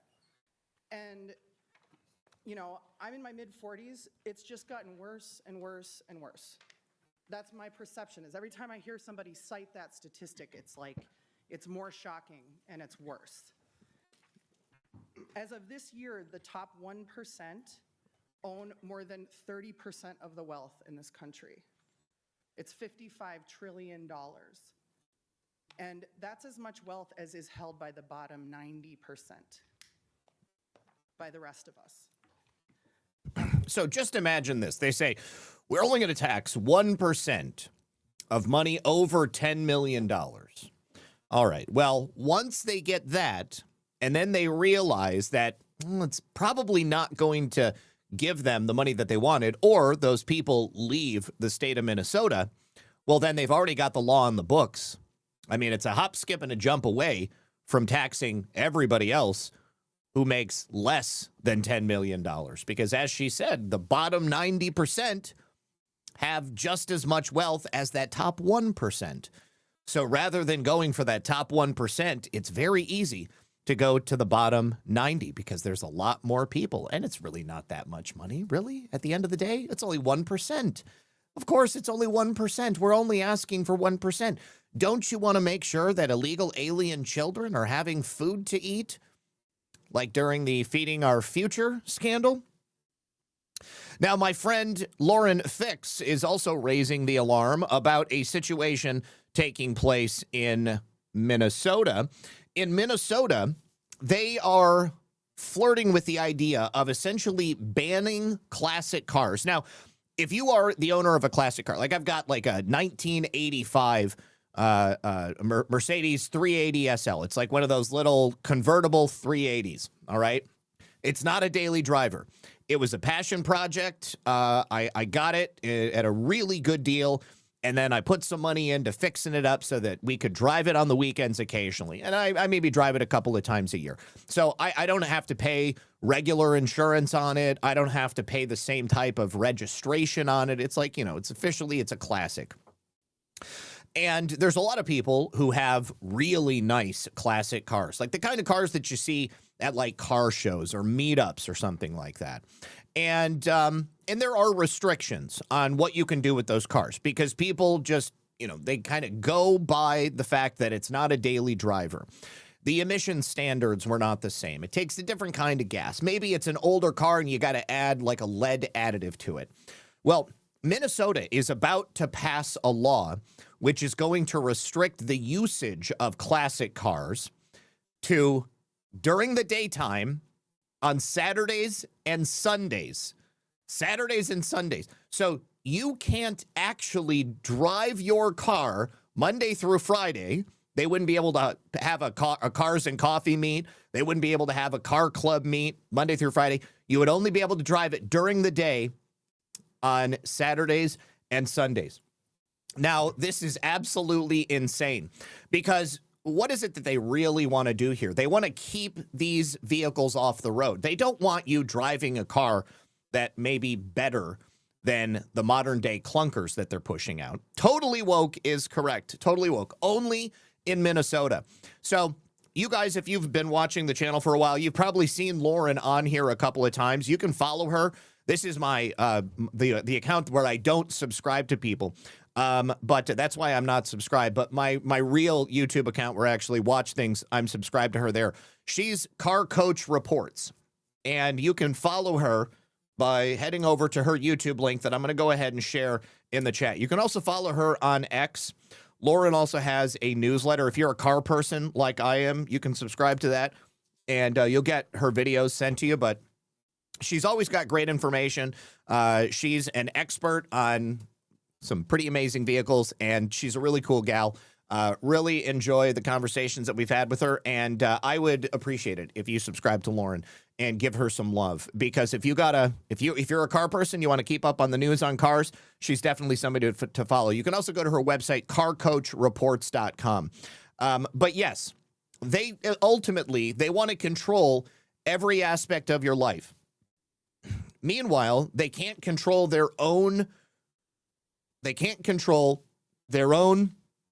fraud mechanisms to ensure that people aren't ripping off the government. Now, how much is that? Well, Todd Blanche, now acting Attorney General, apparently Pam Bondi's already gone.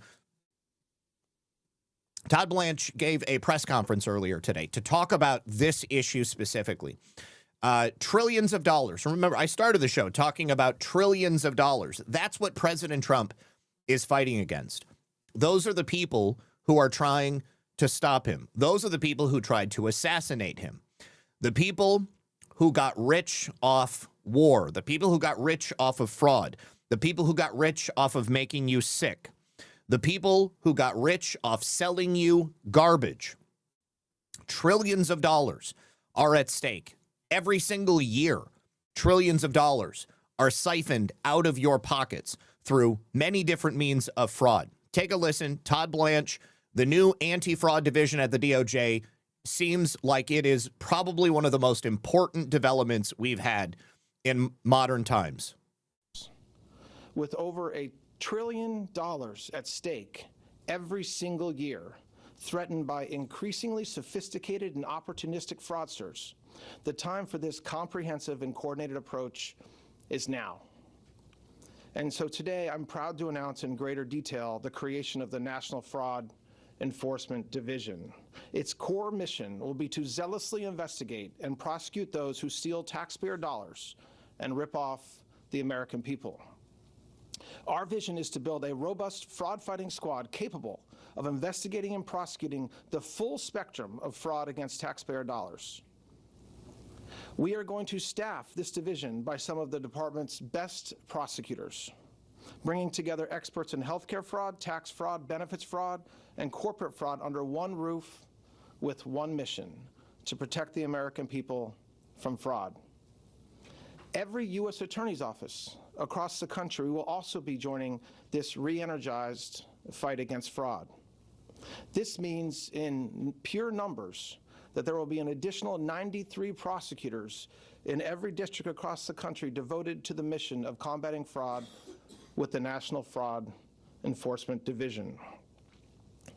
To the attorneys and staff who join this new division, you will have the entire department's support as you work to protect the financial integrity of our entire government and the tax system that supports it. We will spare no resources in giving you the tools that you need to bring strong cases and do justice. The new division will bring together data and investigators from across the entire government so that you can track down even the most sophisticated fraudsters and hold them accountable. For example, today I am directing the department to establish the National Fraud Detention Center. This Fraud Detention Center will be a permanent, prosecutor-led, multi-agency data analytics team working to ferret out the most harmful actors defrauding federal government programs. So to the fraudsters who seek to take advantage of our nation, let this be a warning. The department will investigate you, we will charge you with crimes, and we will ensure that you are punished for your actions. The American people deserve an end to the crisis of fraud, and there is no better prosecutor to lead this mission than newly appointed Assistant Attorney General Colin McDonald, who's standing to my left. In the words of President Trump, he is very smart, tough, and highly respected. Colin is a veteran prosecutor who has spent his entire career as an assistant United States attorney in the Southern District of California. During his time in the Office of the Deputy Attorney General, he championed public safety and law enforcement. All right, now I see Too Big for Bike is not impressed. Let's just take a look. Since the anti-fraud division came online just in the last couple of days, the Trump DOJ has achieved guilty pleas and already gotten people sentenced for fraud. In fact, in the last couple of days, we're talking about more than $500 million in healthcare and COVID fraud. This division has been around, what, 72 hours? Maybe a little bit longer. The day that they were instituted, the morning after they were instituted, they were out in California and they were already busting people. They were already arresting people. They were already charging people. Take a listen to this. And it's only Tuesday. A criminal defendant was sentenced and the department obtained 2 additional guilty pleas in matters totaling over $500 million in healthcare and COVID fraud. If you think about that, just since yesterday, we had a guilty plea in a $160 million healthcare enrollment fraud scheme and a sentencing in a $100 million COVID-19 fraud and a guilty plea in a $160 million healthcare fraud scheme as well. Each of these cases represents countless hours of dedication from the prosecutors and the federal agents and local law enforcement who work them. The Department of Justice is holding criminals accountable for stealing over $500 million from taxpayers. And across our U.S. attorney's offices all over this country, we currently have over 8,000 fraud matters underway. Unfortunately, as you've heard a lot about recently, because it's true, these cases represent a fraction of the fraud ripping off our country every day. Thanks to the leadership of President Trump, this department, working closely with the task force to eliminate fraud, is supercharging efforts to take down every fraudster and bring them to justice. So personally, I don't know what else you could ask for other than results, other than prosecutions, other than indictments, other than arrests, other than money being recovered. I mean, this is exactly what we were hoping was going to happen. This is just one area of concern, but my goodness, I mean, this is exactly what we want. We want to see results. Take a look at the Biden administration. Who was it that got prosecuted? It was just regular people like us. It was things related to guns. I got a couple of stories about guns we're going to hear about towards the end of the show.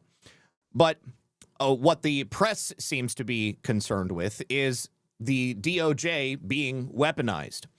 Nobody understands weaponization of the government better than us, better than President Trump's base, better than President Trump himself. And so I understand and I accept that people may be skeptical, but I don't understand what else it would require other than to see that things are moving forward, that there are those who are being held accountable.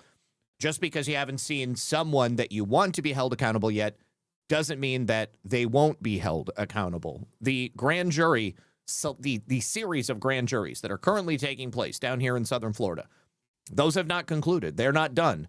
It's not over with yet. There's a lot of people that have already been subpoenaed, a lot of people who are being questioned, a lot of evidence to pour over. Personally, I want them to be exacting because I want no stone left unturned. I want no crime to be unindicted. Take a listen. That is supposedly that when we talk about ending weaponization, as if that's a bad thing for us to do. Okay, people in this room, for 4 years, some of you, same people, sat here with the last administration when you saw a weaponization of this department, the likes of which had never been seen in history. And some of you are looking down now. And I get it, because you had a president who was indicted 4 times by this department.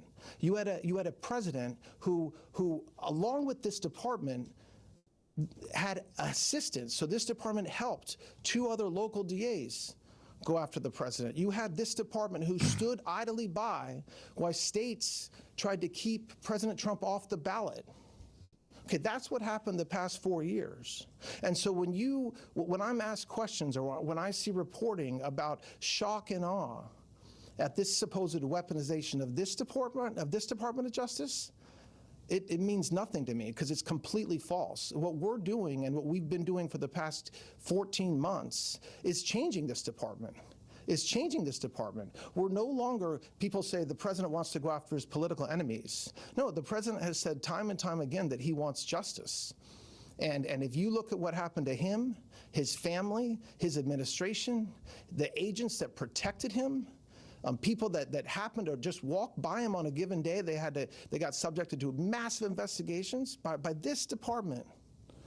So I understand the question, and I understand the pretty constant role of the media that somehow this department is weaponizing itself, but it happens not to be true. We have tens of thousands of prosecutors all over this country putting bad guys in jail. Okay, that's something that wasn't happening like it should have been happening for the past 4 years. That's going to happen tomorrow, and it's going to happen in the coming days. All right, so clear message here. Get used to it. This is the world we live in now. Now, I've also recently told you about President Trump's efforts to shrink the size of the federal government. Is there anybody here who disagrees with me that this unelected fourth branch of government, the bureaucratic federal government, has probably been one of the biggest impediments to the implementation of the agenda to make America great again, to put America first? I would think not, even if you don't particularly agree with me that President Trump is doing what he said he was going to do. You can see that the federal government is being shrunken every single month. Now, the last time we looked on these numbers, we were at lowest numbers of federal employees since the mid-60s. You know what happened in March? Another 18,000 jobs were cut away. Now we're down to 2.6 million. Again, still lowest since 1966. This is the 14th consecutive monthly decline of employees within the federal government.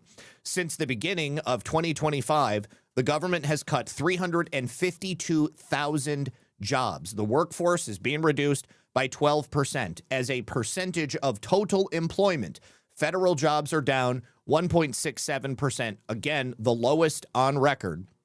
By comparison to the 1960s, this percentage averaged 4.2%. The federal workforce has never been as small as it is right now, and it is not slowing down. That number is going to continue to drop the further we go. More and more and more. You see these big spikes here. These are years where we had censuses, where they had to hire people to go out there. All right? Now, this is not sexy.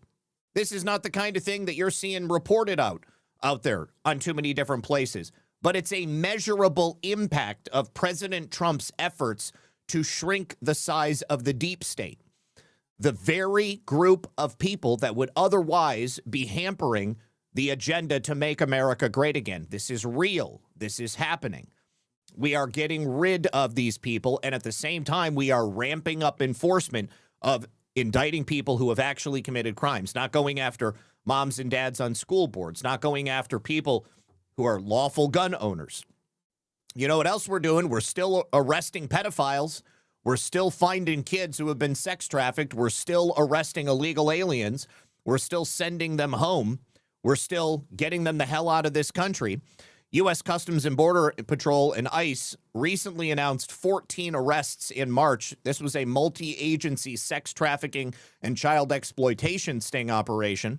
ICE announced that among the group of 14 suspected offenders arrested, some were a U.S. Air Force lieutenant colonel, a pastor, and a public school guard. This was Operation Out of Bounds. It took place in Dayton, Ohio on March 16th, 17th, and 18th.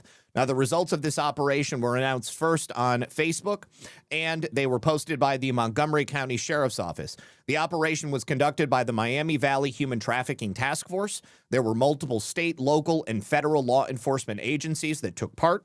The task force targeted people who were seeking to engage in prostitution and solicitation of minors. After the operation, the Attorney General for Ohio, Dave Yost, commented on the results. He said those fueling the demand for human trafficking have no discernment if the person they are willing to meet for sex is a willing participant, a victim, or in these cases, our task force agents. So play it safe. Don't buy sex in Ohio.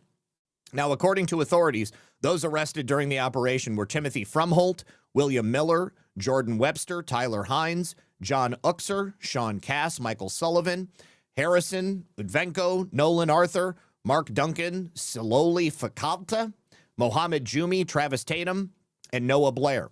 Now, suspected arrests during the operation are facing charges for importuning criminal tools. That's a solicitation of a minor using a cell phone or other electronic device. 4 suspects were charged related to grooming and soliciting. For all of the remaining suspects, penalties for misdemeanor solicitation under Ohio state law can carry a sentence of jail up to 60 days. A misdemeanor charge of grooming can carry a term of up to 180 days. Importuning is a felony that can carry a term of imprisonment up to 5 years and a fine of up to $10,000. The identities of the suspects who got arrested were provided shortly after the operation concluded by the Montgomery County Sheriff's Office. ICE offered an update to the operation that provided the occupation of 3 of the suspects. That included the aforementioned U.S. Air Force officer, the clergyman, and the public school guard. The Detroit Homeland Security Investigations Office also participated in the operation. They routinely help investigate child pornography and sex trafficking crimes. An acting special agent in charge of the Detroit HSI office, Jared Murphy, commented on the sting operation, saying these allegations are deeply disturbing, especially given that some of the accused held positions of public trust. ICE obviously investigates several federal crimes related to sexual exploitation of children, on top of their work arresting illegal aliens. All of these things, though, cover the production of child sexual abuse material, the sex trafficking of children and adults. That includes the transportation of minors for immoral purposes and a variety of sexual activity. The crimes are listed under Title 18 of the U.S. Code. Human trafficking sex crimes related to adults are also investigated under Title 18 U.S.C. by ICE. Now, the statutes that ICE and HSI use to arrest offenders pertains to suspected child and adult sex offenders, regardless of their nationality. Oftentimes, ICE leads and participates in investigations that result in the apprehension of U.S. citizens, lawfully admitted migrants, and, of course, illegal aliens. And this is all despite the fact that there is currently a partial government shutdown where these people are not fully funded. Yes, the One Big Beautiful Bill is providing money for these people to be paid, but of course their offices are not being staffed with the proper budgetary requirements that they need. Now we are going to talk about Iran, and I think it's time that I read Renee's rant. She says, I was wondering what you think is going to happen today at 8 p.m. I'm a little worried. I would go ahead and set your worry aside because we do have an update. But remember yesterday when I told you President Trump said that he wanted to find whoever it was that leaked, that we were looking for the pilots of a plane that went down on Iranian soil? Well, it turns out it was Benjamin Netanyahu's favorite Israeli journalist who actually broke that news first on his Telegram account. Shortly after that, NPR broke it on their Twitter account. That journalist's name is Amit Segal. He has also fully taken responsibility for being the first to break that news, despite the fact that President Trump and the administration have openly said that effed us. That really didn't help, the fact that they put that out there, but he got that information from somebody within the administration. And of course, President Trump is actively seeking who that person is. The pressure is on. They need to get this person, and they need to figure out who it was, how they gave this information to this Israeli journalist, and why it was that they felt that it was okay to do. So President Trump had said that somebody leaked this sensitive information and that it was illegal. Crystal clear, we want to stop reckless disclosure of information that could put hundreds of U.S. troops, including our elite operators, in mortal danger, especially when they're in the midst of a rescue operation like this. So it turns out that it's an Israeli journalist connected to Benjamin Netanyahu. Siegel said, Trump, we didn't talk about the first one we rescued, and then someone leaked something about the Navigator. We're going to find out who leaked it. Whoever it is, we'll find the leaker. It's a national security issue, and therefore they could end up in prison. And he said, as you may recall, this was first published here. So he fully takes responsibility for it, and he loves it. He loves the fact that that happened.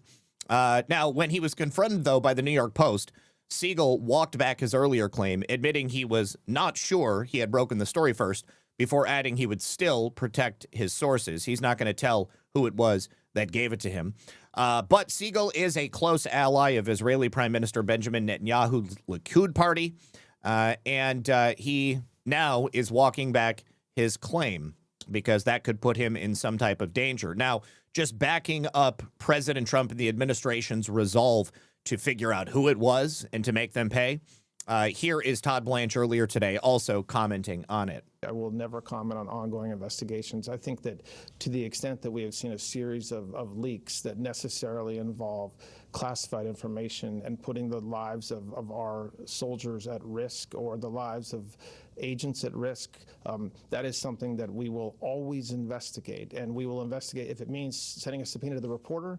That's exactly what we should do, and that's exactly what we will be doing. If it means doing regular investigations to identify who within the government feels like it's okay to leak classified information to put lives at risk, then we'll try to root him or her out as well. So I'm not going to talk about ongoing investigations except to say that, yes, we will always investigate those types of leaks. I'll just take one more question.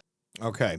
Now, what's also interesting is that 0 Hour 1 says that the CIA intercepted 4 spies in Israel that were actually feeding coordinates to Iran. We don't have the confirmation on who those people are. We don't know if they were working inside the Israeli government.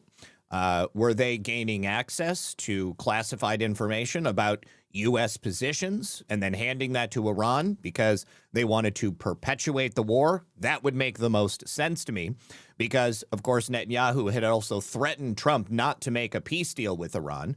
And again, every time we came close to working out negotiations with Iranian sources, somehow those people would then end up getting bombed by the Israelis. I think I might as well just go ahead and tell you guys right now, President Trump has accepted a deal from the Iranians. This peace is being brokered by the Prime Minister of Pakistan. And of course, President Trump was ready to rain holy hell down on Iran. The bombers were sent out this morning so that they could be in Iran at 8 p.m. sharp.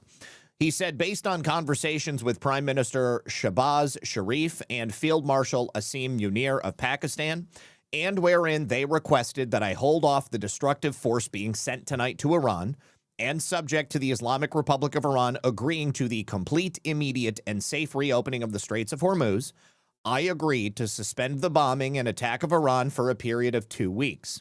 This will be a double-sided ceasefire.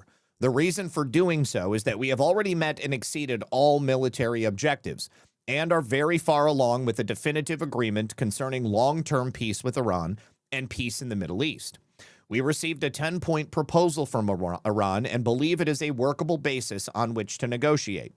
Almost all of the various points of past contention have been agreed to between the United States and Iran, but a 2-week period will allow the agreement to be finalized and consummated. On behalf of the United States of America as president and also representing the countries of the Middle East, it is an honor to have this long-term problem close to resolution. Thank you for your attention to this matter, President Donald Trump. So we are now once again at a stalemate, essentially, peace and a complete ending of hostilities on both sides. So for anybody out there worried about global oil prices, this should immediately take strain off of it because you've got a lot of ships that are just waiting to go through the straits. Now that this deal is being reached, that can go ahead and happen.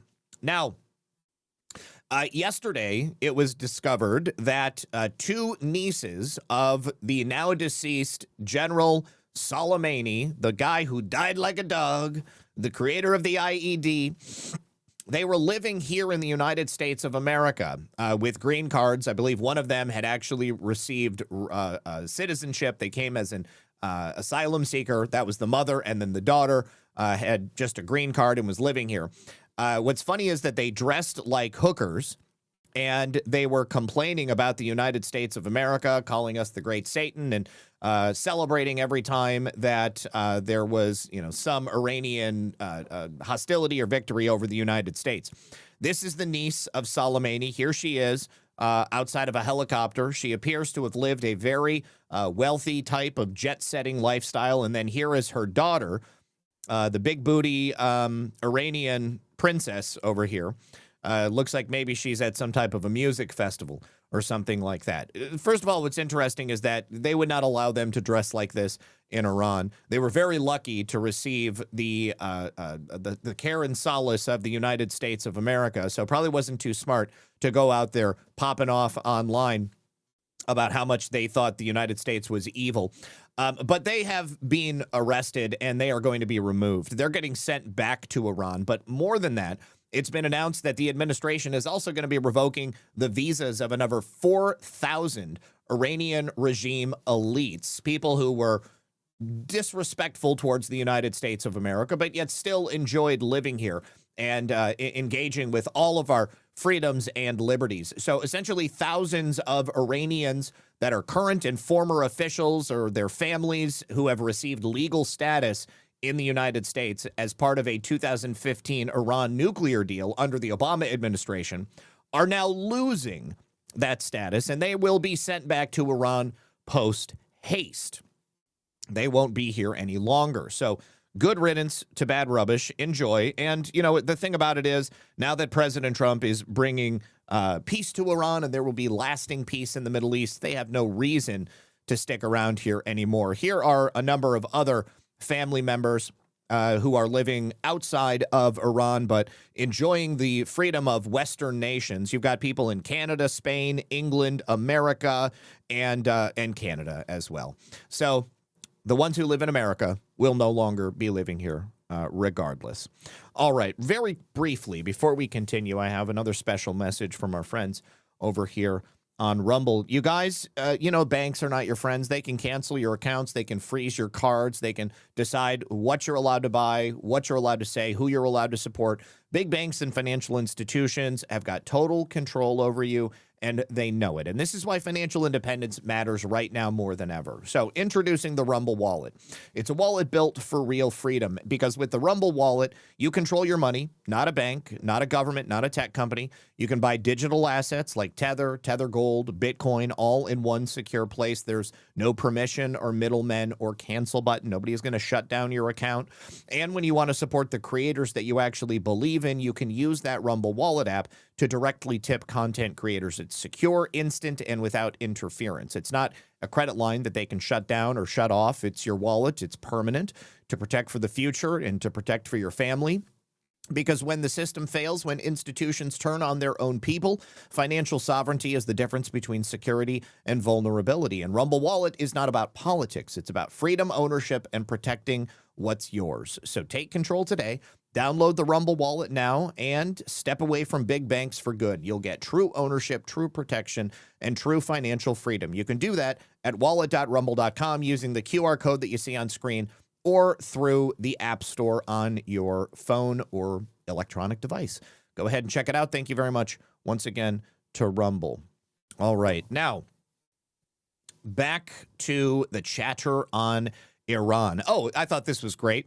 My man Tim Burchett had some commentary on the Iranian thoughts that just got deported.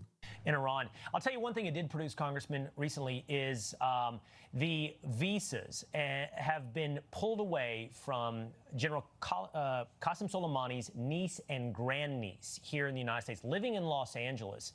These two women living a very interesting lifestyle. I think we have some images that we can show. Very active, by the way, on social media, Instagram, Facebook.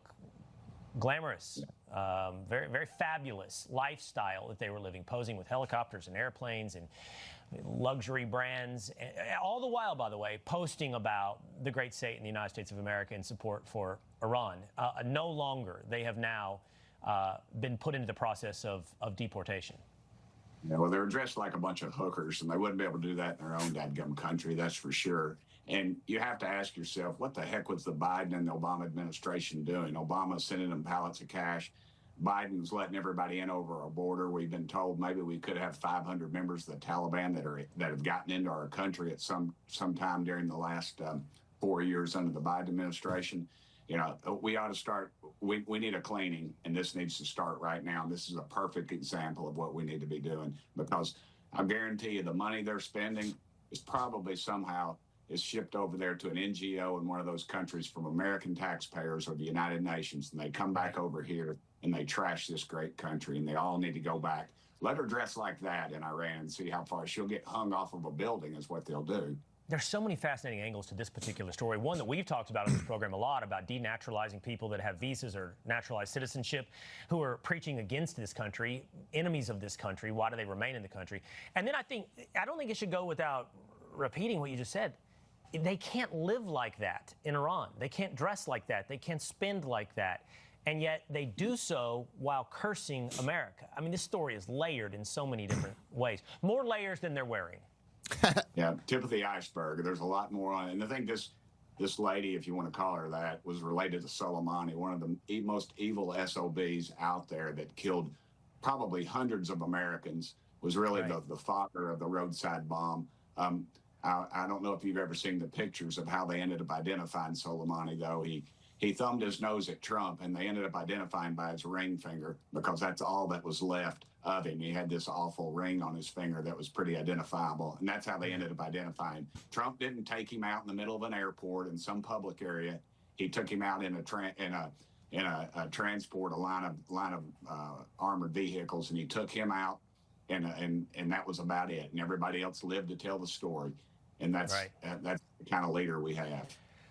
All right. So I think these next stories may no longer be relevant because, of course, President Trump has reached that peace deal. He spent the day essentially talking up the fact that 8 p.m. obviously was the deadline. And he essentially said that basically if they didn't make the deal, they were going to get bombed into oblivion. So all intentions pointed to the fact that they were willing to make a deal because they were essentially begging through Pakistan throughout the day. They were also getting civilians prepared to have them, I guess, set up at power plants and infrastructure facilities around the country so that if President Trump did end up bombing those places, then he would also be killing a bunch of civilians, which, of course, that would have been great for the propaganda. But yeah, this is all about the art of the deal. This is all about the art of the deal. We also launched a series of targeted militia strikes earlier today on Karg Island, which is the location where a lot of oil refining takes place. And President Trump previously said he didn't want to hit Karg Island because obviously Iran was going to need it if they were going to continue to produce oil and remain part of the energy infrastructure that we have globally. But they continued to drag their feet. and we hit Karg. Roughly 90% of their oil exports come out of Karg. Now, I don't know how much oil is going to be able to come out of that location because there was significant damage that was done. Will to Push Forward says, with how they are dressing in the ways they do, does it make you wonder if what we're learning about the dress code is entirely accurate? I've seen videos of some dressing more relaxed.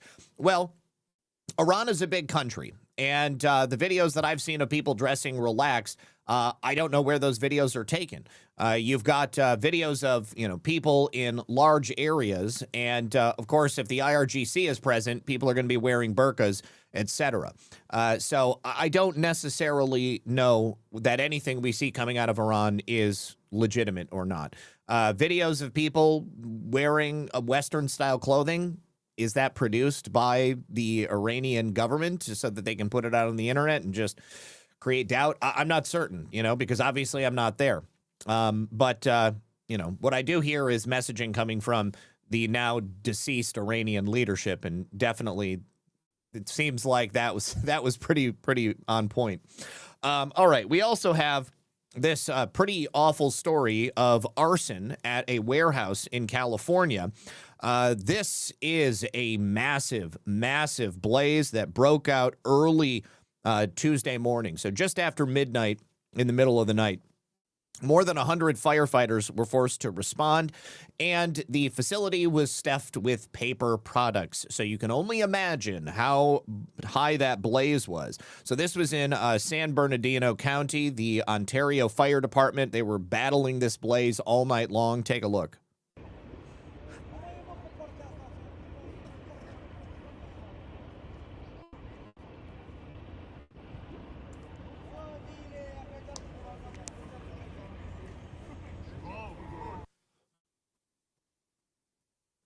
So we've got another clip right here. You're watching live now from Fox. Welcome back. We continue to follow this story out of California, a massive warehouse fire, and this is one of the live looks. The warehouse was used for paper products That we are getting in here this morning. Now, before the commercial break, we shared with you just some Look at comments that. here from one of our reporters in Fox LA on the scene as they were speaking to a fireman there, providing the latest updates. It was very brief, but I wanted to share this here with you. If you are just joining us, suspected arson sparking this massive fire at an Ontario warehouse. That's about 45 minutes east of Los Angeles. That's a total loss. That's a total loss. And yes, San Bernardino is a shithole. So not too surprised that somebody set this blaze just for the shits and giggles. Was started inside this warehouse, and was it spotted by employees? And what was done to evacuate the employees? Because it looks like this fire had spread pretty quickly.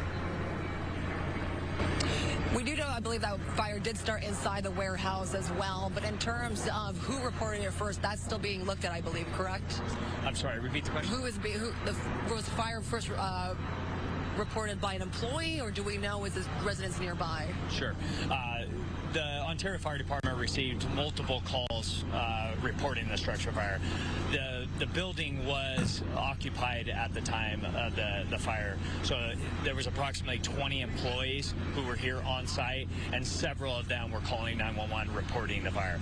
In addition to the fire alarm, which activated, and so again, we are notified by the fire alarm company who's monitoring it, so we received multiple calls for service. And initially there was a report of someone missing, I believe, but that ended up not being the case. Everyone was accounted for, if I'm not mistaken. All right. So, yeah, I saw somebody say in Green Bay, Wisconsin, another papers products warehouse was also set ablaze. What are they trying to raise the price of toilet paper? And, yeah, they definitely have water. But, I mean, when you have a warehouse that is full of paper products that's burning like this, it's basically every man for himself. There's only so much water they can put in any one place. And you can see that it's basically the whole freaking warehouse. There's no roof any longer. It completely collapsed. And everything is going to be a total loss. What a shit show. Wow. Dunder Mifflin. Thank you very much to No Thanks Joe. Says, thanks, Lisa and Zach. Appreciate you. Thank you to Sean Joe for 3 cookies and a can. Thank you to Judy the Lady Pug for a cookie. Thank you to Sean Joe for 2 more cookies. Thank you to Filter Dog, who says free Persia. Thank you to Smart Poker for a cookie and a pair of shades. A bridge blew up in Panama today. That's interesting. I'll have to look into that one.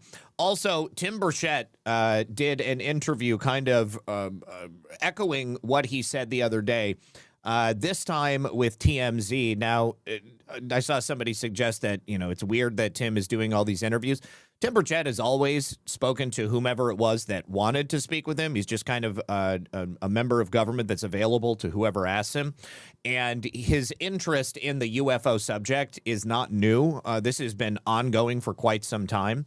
I tend to believe that there is an organized plan to reveal something to the American people. And perhaps they've gone to Tim Burchett and said, you can go ahead and start talking about this stuff now because we are going to be making an official announcement. But essentially, the other day, Tim had said that he was recently given a briefing by members of the military on something that was disturbing, essentially.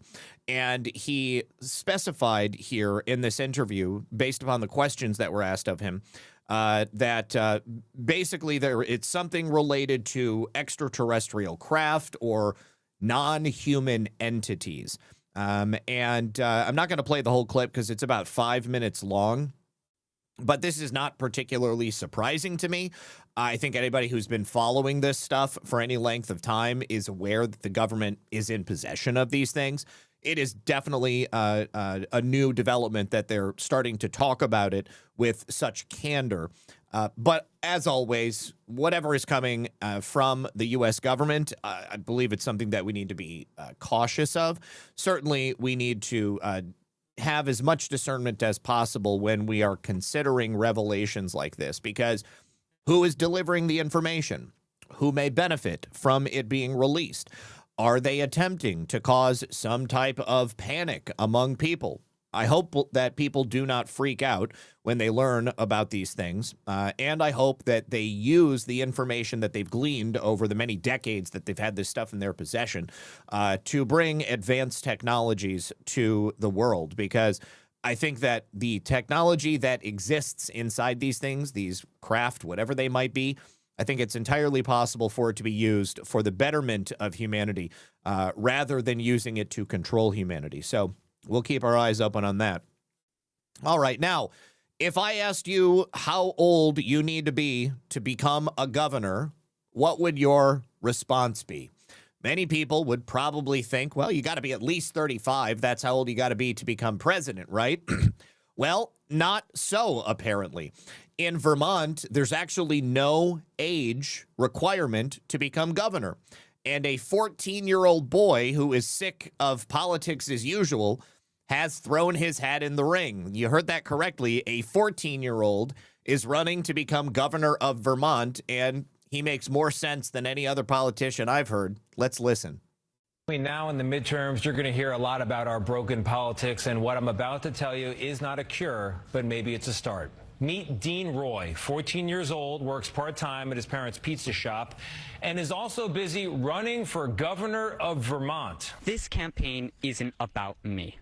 It's about securing Vermont's future as a state where all of us can afford to live in. That was his launch last summer. He launched with his best friend, Charlie Bass. Here's Charlie there. He's the running mate on the ticket as well. And because Vermont has no minimum age for governor, this is really happening. After filing the paperwork this winter, Roy will officially be on the ballot in Vermont for governor this fall. He's not running as a Democrat, not running as a Republican, not even running as an adult. He says he's running as a third-party candidate who is tired of politics as usual. What do you hope Americans take away from your candidacy? That the youth have a voice. If my campaign manages to successfully influence other young people to also run and also try to make a change, then I think that would be one of the best things that could happen after this campaign. People are noticing the current governor applauds Roy, he says, in general, but through a spokesperson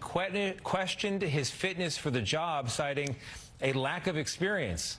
Ouch. Well, of course he doesn't have any experience. He's 14 years old. He's a freshman in high school. He can't even vote yet. Can't even vote for himself. Anyways, I don't know if he has a donation page. I didn't look into it that far. I don't think this kid is going to win, but if he did, I would be all for it. I think that it's hilarious.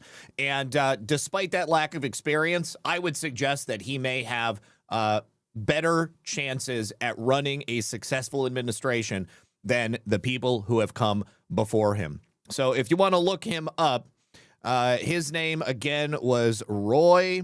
What is it? Roy. They don't even say, there it is. Dean Roy. Dean Roy and his good buddy Charlie, who's going to be the running mate. Dean Roy of Vermont.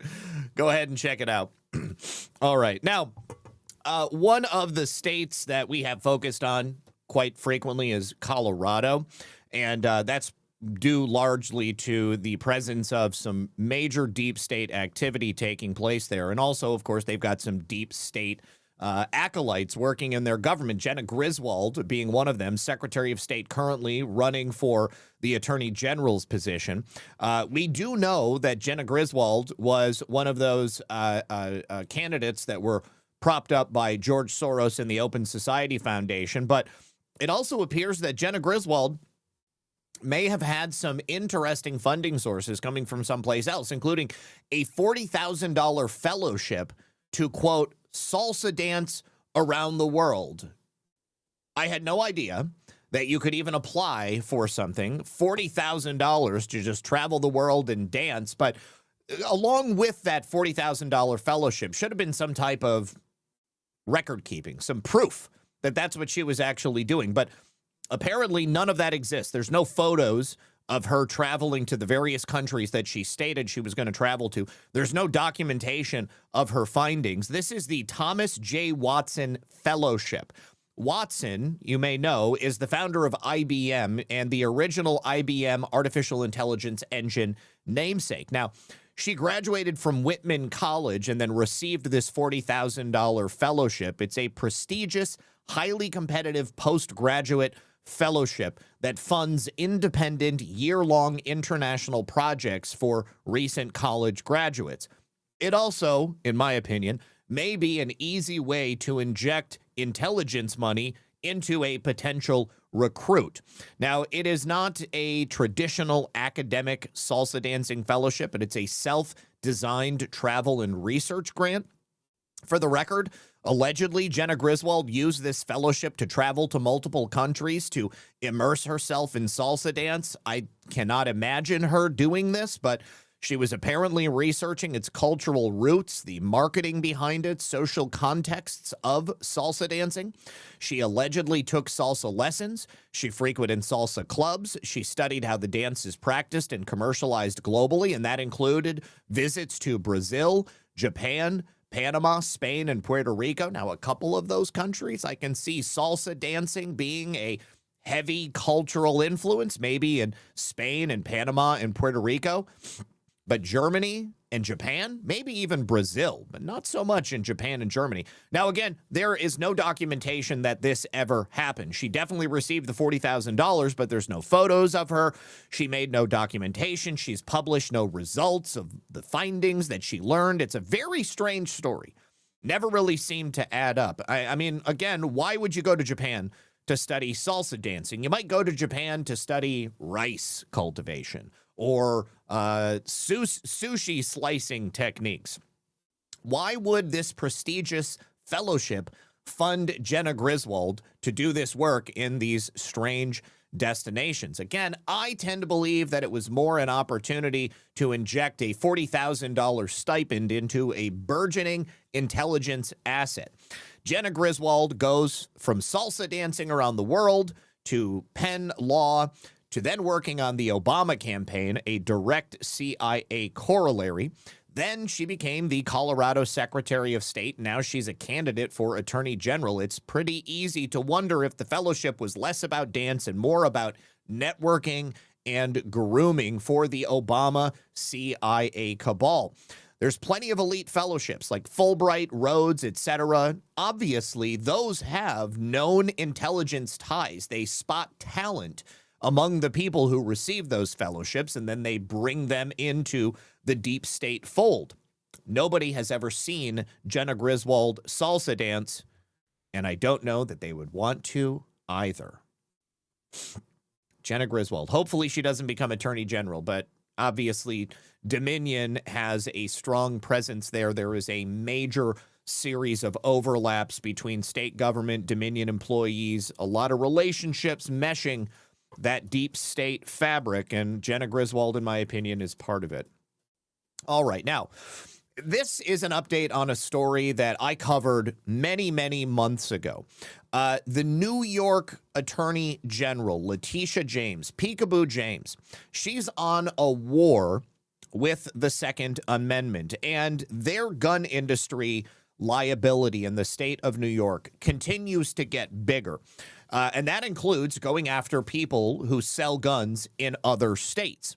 Right now, this case, though, is reaching the Supreme Court because it's not simply a trade dispute. It's not just another attempt by a blue state to use so-called consumer protection where they're actually engaging in lawfare. But according to the two major amicus briefs that have been filed in support of certiorari in the National Shooting Sports Foundation versus Letitia James, New York is trying to do through lawfare what anti-gun politicians have failed to do through the normal legislative process. They want to use courts to choke off the lawful commerce in arms. One of those briefs comes from the National Rifle Association, the Second Amendment Foundation, the American Suppressor Foundation, and the Independence Institute. And then the other brief comes from Montana and 23 additional states. Together, they make up a pretty serious and layered argument. New York's statute is an attempt to sidestep the Protection of Lawful Commerce in Arms Act, and it revives the same kind of junk litigation that Congress actually barred back in 2005 and let one hostile state pressure gun makers and sellers across the country to live under New York's anti-gun policies. Letitia James had specifically went after a gun merchant here in Florida, somebody who had never actually even sold a gun in New York, but she was trying to put this guy in prison. Now, in the cert petition, petitioners tell the justices that the real question is whether the PLCAA's narrow predicate exception can be stretched to let states bring the same type of tort-style lawsuits that Congress enacted the law to stop, simply by codifying general nuisance or negligence principles into a statute aimed at the firearms industry. The petition argues that the Second Circuit greenlit exactly that move, creating a circuit split and opening the door for states to nullify federal law through hostile legislation and coordinated litigation. Gun rights groups and their brief provide historical context. They argue that suppressing the lawful trade in arms has always been one of the most effective ways to disarm a free people. As the brief puts it, suppressing commerce in arms has long been a means of disarming Americans. Now, this is particularly notable because we also have this case in the First Circuit, and they have decided that the Second Amendment does not protect buying guns in a case called Pkwy versus Frey. This is a pretty awful ruling, and it is firmly at opposition with the Second Amendment. A three-judge panel at the United States Court of Appeals for the First Circuit has held that the Second Amendment does not guarantee your right to acquire or purchase firearms. Pkwy versus Frey was brought by several Maine residents and businesses against the Attorney General of Maine, Aaron Frey. It challenged a 2024 Maine law requiring a 72-hour waiting period for gun purchases. The law was enacted 6 months after the October 2023 shooting at the bowling alley in Lewiston, Maine, where 18 people were killed, 13 others were injured. In response, the state introduced this so-called cooling off period. Again, cooling off period is not going to do anything if a criminal wants to attain a firearm illegally and then use it to kill people. The plaintiffs in this case argued that this mandatory 3-day waiting period violated their Second Amendment rights. A federal district court judge agreed. They found that the plaintiffs were likely to succeed on their merits, they would suffer irreparable harm, and the balance of equities favored them. And according to a Bruin analysis, Bruin is the case by which all of these Second Amendment cases must be held, the judge issued a preliminary injunction. Under step 1 of the Bruin framework, the district court argued the conduct in light of the plain text of the Second Amendment. The court concluded that the plaintiffs were part of the people and that their right to bear arms includes the right to acquire arms. Courts across the country have long held that there can be no meaningful right to bear arms if a person cannot first acquire them. Now, having found this law burdens protected conduct, the court then moved to step 2, and they allowed the state to present historical analogs to justify the 72-hour waiting period. Does it hold with history and tradition and the plain text of the Constitution? Now, Maine actually appealed to the First Circuit. That was where the case was then heard by a 3-judge panel consisting of 1 Obama appointee and 2 Biden appointees. The panel reversed the decision of the lower court, holding that the lower court had erred in their Bruin analysis. In their second opinion, the majority cited opinions on gun violence and the American Academy of Pediatrics and other groups that have obviously taken anti-gun positions. Prior to Bruin, such interest balancing considerations were permissible, but the Supreme Court in their landmark decision held that courts may only consider text, history, and tradition when evaluating Second Amendment challenges. So the First Circuit panel determined that the district court should never have reached step 2 in the Bruin analysis, and according to the panel, there is no Second Amendment right to acquire a firearm. Are you kidding me? This is obviously headed to the Supreme Court, because purchasing a gun is not protected conduct. The court concluded that the 72-hour waiting period is constitutional. How can you keep and bear arms unless you can purchase them and acquire them legally in the first place? So anyways, the reason this is a split decision is because the 7th Circuit held that the right to keep and bear arms includes the right to acquire arms in a series of cases that have already been decided. So now you've got, this is the problem we have with our court system. You've got various jurisdictions around the country, some that are more originalist and constitutionalist in their interpretation of the law. And then you've got others that are more textual, more left-leaning, and obviously they want to do away with the Constitution and the Bill of Rights. So this will very clearly head on up to the Supreme Court, and they will have to once again tell these courts that they need to hold to their decisions that they've already made. Now, let me also say thank you very much to, we got to look into this this bridge. Anybody know anything about this bridge in Panama? I haven't heard anything about it. All right. President Trump sent J.D. Vance to Hungary to attend a rally for Hungarian President Viktor Orban. He has an election coming up, and he has been under the same pressure that President Trump has been under. The same USAID money that was flowing into the United States to try to stop President Trump from coming back to the White House was also used to try to interfere with Viktor Orban's conservative government in Hungary. And he said that right now they are experiencing interference by foreign security services. They have to deal with not only the European Union, but also the American deep state that President Trump is trying to destroy. Take a listen. Explain to the Vice President that Hungary is experiencing very, very harsh and very open interference by foreign security services into our elections. This is why we especially welcome the decisions of the President of the United States of America, with which he has closed the financial taps that supported interference into the elections of other countries. I've been waiting for a long time for this meeting, and I'm very grateful that we met today. I am grateful that we were able to discuss with the Vice President the pressing issues, the great issues of Western civilization. I am not sharing any secret when I say that there is a continuous discussion between us, an exchange of experiences related to government work, especially in 4 areas. 1, migration. Number 2, gender ideology. Number 3, family policy. And number 4, global security.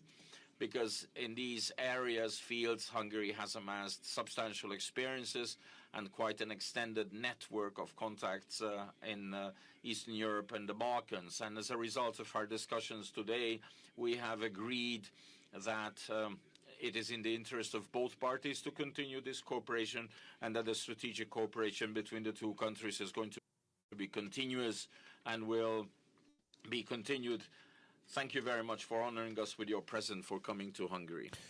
President Trump also called J.D. Vance while he was on stage and had a couple of words for the Patriots of Hungary. Let's go ahead and just check this out. Panama Bridge explosion. Let's see if there's anything about this. All right. Massive explosion from a tanker near the Bridge of the Americas. Okay, so it's not the bridge itself, but it's a tanker, which appears to be directly underneath the bridge. Hopefully the bridge doesn't fall as a result. Oh, here is a community note. Thank you, community notes. It was a gas truck that caught fire and caused the explosion. The fire is already being extinguished. So it looks like actually there is no longer any danger, but damn, it was full of gas. So no wonder it was such a powerful explosion. All right. So looks like that is it, my friends. Before we go, one final message from our friends over here on Rumble. You guys, you've probably noticed that Rumble is growing fast, and they're not slowing down anytime soon. They're building a big, real alternative to big tech that puts creators first and actually protects free speech. And now there is Rumble Premium. It's an easy way to upgrade your experience. With Premium, you get ad-free viewing across the platform, no pre-rolls, no interruptions, just the content you came for. Plus, Premium members unlock exclusive content like bonus videos, behind-the-scenes drops, and even more from your favorite content creators. I actually play video games a couple of times a month. I know that most people don't care to watch me play video games, but those of you who do, I do it on Rumble Premium. So if you are a Rumble Premium subscriber or you are a member of the channel, you get to come in and hang out, and you can make requests. Talk to me about anything. It doesn't matter. Right now, Rumble is offering $10 off an annual subscription. Just go to rumble.com/premium and use that promo code STUDIO at checkout. That's rumble.com/premium with the promo code STUDIO. No ads, more freedom, content that you actually care about. That, my friends, is the deal. So thank you very much to the good folks over there at Rumble. Now, Lisa sent me a tweet today letting me know that a platform I used to put my videos on, and used to do my streams on, DLive, is shutting down. I stopped doing content over there on DLive because they censored me after January 6th. They disabled my channel for a period of time, and then they demonetized me. And so I said, F you. This was also when Pilled had recently started up. And so I said, I don't need DLive anyways. I got my buddies over at Pilled, so I'm just going to continue to stream over there, and I will take my audience from DLive and bring them to Pilled. So here we are today on the platforms that we're on, and that is because of the unfortunate decisions of those platforms. If it wasn't for their attempts to censor, then perhaps DLive would still be a platform that people wanted to use. All right, you guys, I really appreciate you being here. Don't forget, if you would like, you can take advantage of the Oneness Drops buy one, get one free opportunity that they have right now. And if you give me just a second, I'll get it pulled up. You can check out the link in the description below, onenessdrops.com/promo/BOGO Red Pill 78, and everything that they sell on the website, you order one, they will automatically send you another one, but you got to use that promo. You can get their chlorine dioxide kits, you can get their mullein extract for lung health, their soursop extract tincture for cellular regeneration, their DMSO, you can get their hydrochloric acid drops, anything literally that they have. And don't forget, if you get one of their bundles, you will get the special deal on that, and then you'll also get a whole separate bundle absolutely free. So check them out. They have a bunch of products I've probably never talked about. It's totally worth it, and they are friends of the channel. I appreciate them continuing to support me. Also, of course, Mike Lindell over at MyPillow.com. Use code RP78 to save up to 80% off of Mike Lindell's amazing American-made products. Help put him into the governor's mansion in Minnesota, and I would imagine that he would help President Trump in the agenda and the people of Minnesota quite handily. Also, my good friend Jordan over at consciousstrength.net/RP78. You will get a 10% off of everything they offer. Somebody was asking me about a parasite cleanse the other day. I believe it was Trisha. They have the Parashite They also have Lugol's iodine. Iodine is something that a lot of people don't get. It is directly correlated to intelligence and IQ. Methylene Blue is a product that I use all the time over there. Of course, you can't go wrong with collagen and their Shilajit gummies. Check it out. My good friend Jordan over there at ConsciousStrength.net. Link is in the description. Also, my friends over here at rncstore.com, where you can get their B17 Laetrile and apricot seed products. Link for that. And everything is in the description below this video. And, of course, my good friend Jessica over at goallgood.com. You will get a discount when you use my special link and the special code, which you can find in the description of this video. Red Pill 78 will get you 5% off everything. goallgood.com/Red Pill 78. All right, you guys, I really appreciate you being here. Hit that like button. Also, I should probably mention I'm going to Nashville this week. I leave Thursday morning, so Thursday and Friday there will not be a Red Pill News. And you can also get tickets for the GART event itself, or you can get the virtual tickets at badlandsmedia.tv/events. Maybe that's not it. How did I spelled it incorrectly. I forgot the A on media. badlandsmedia.tv/events. You can go and get yourself a virtual ticket for the Nashville show that we're doing this weekend. And there will be speaking panels on Friday, Saturday, and Sunday. If you want to go, if you're going to be in Nashville and you want to actually get a ticket to come to any one of those days or for the whole weekend, you can do that right here, badlandsmedia.tv/events. But I will not be on the air on Thursday and Friday. Of course, I will be back on Monday because I return Sunday night. So hopefully I see you guys there. If you do end up going, then please come and say hello to me. I love to speak to people in person. Never feel like you're annoying me or that you're taking up my time. The whole reason I do these events in person is so that I can see people, get out of the house, and come say hello. All right, you guys, thank you for being here. Good luck. God bless. I hope you have a wonderful evening, and we'll see you next time.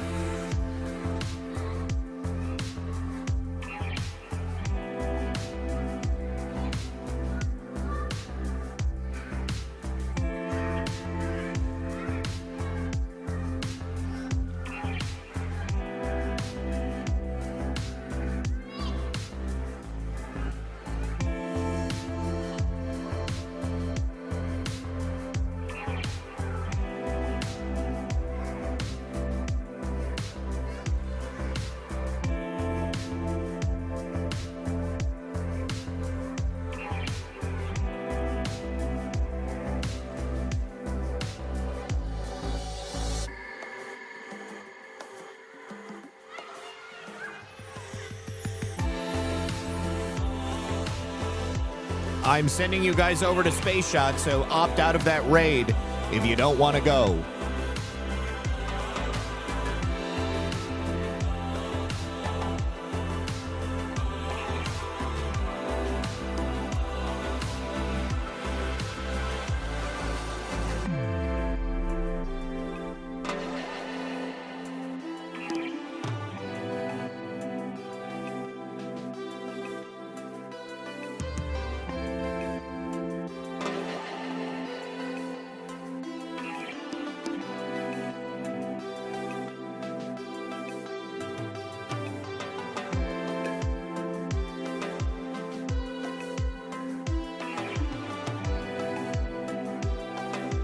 Oh, I forgot to say thank you so much.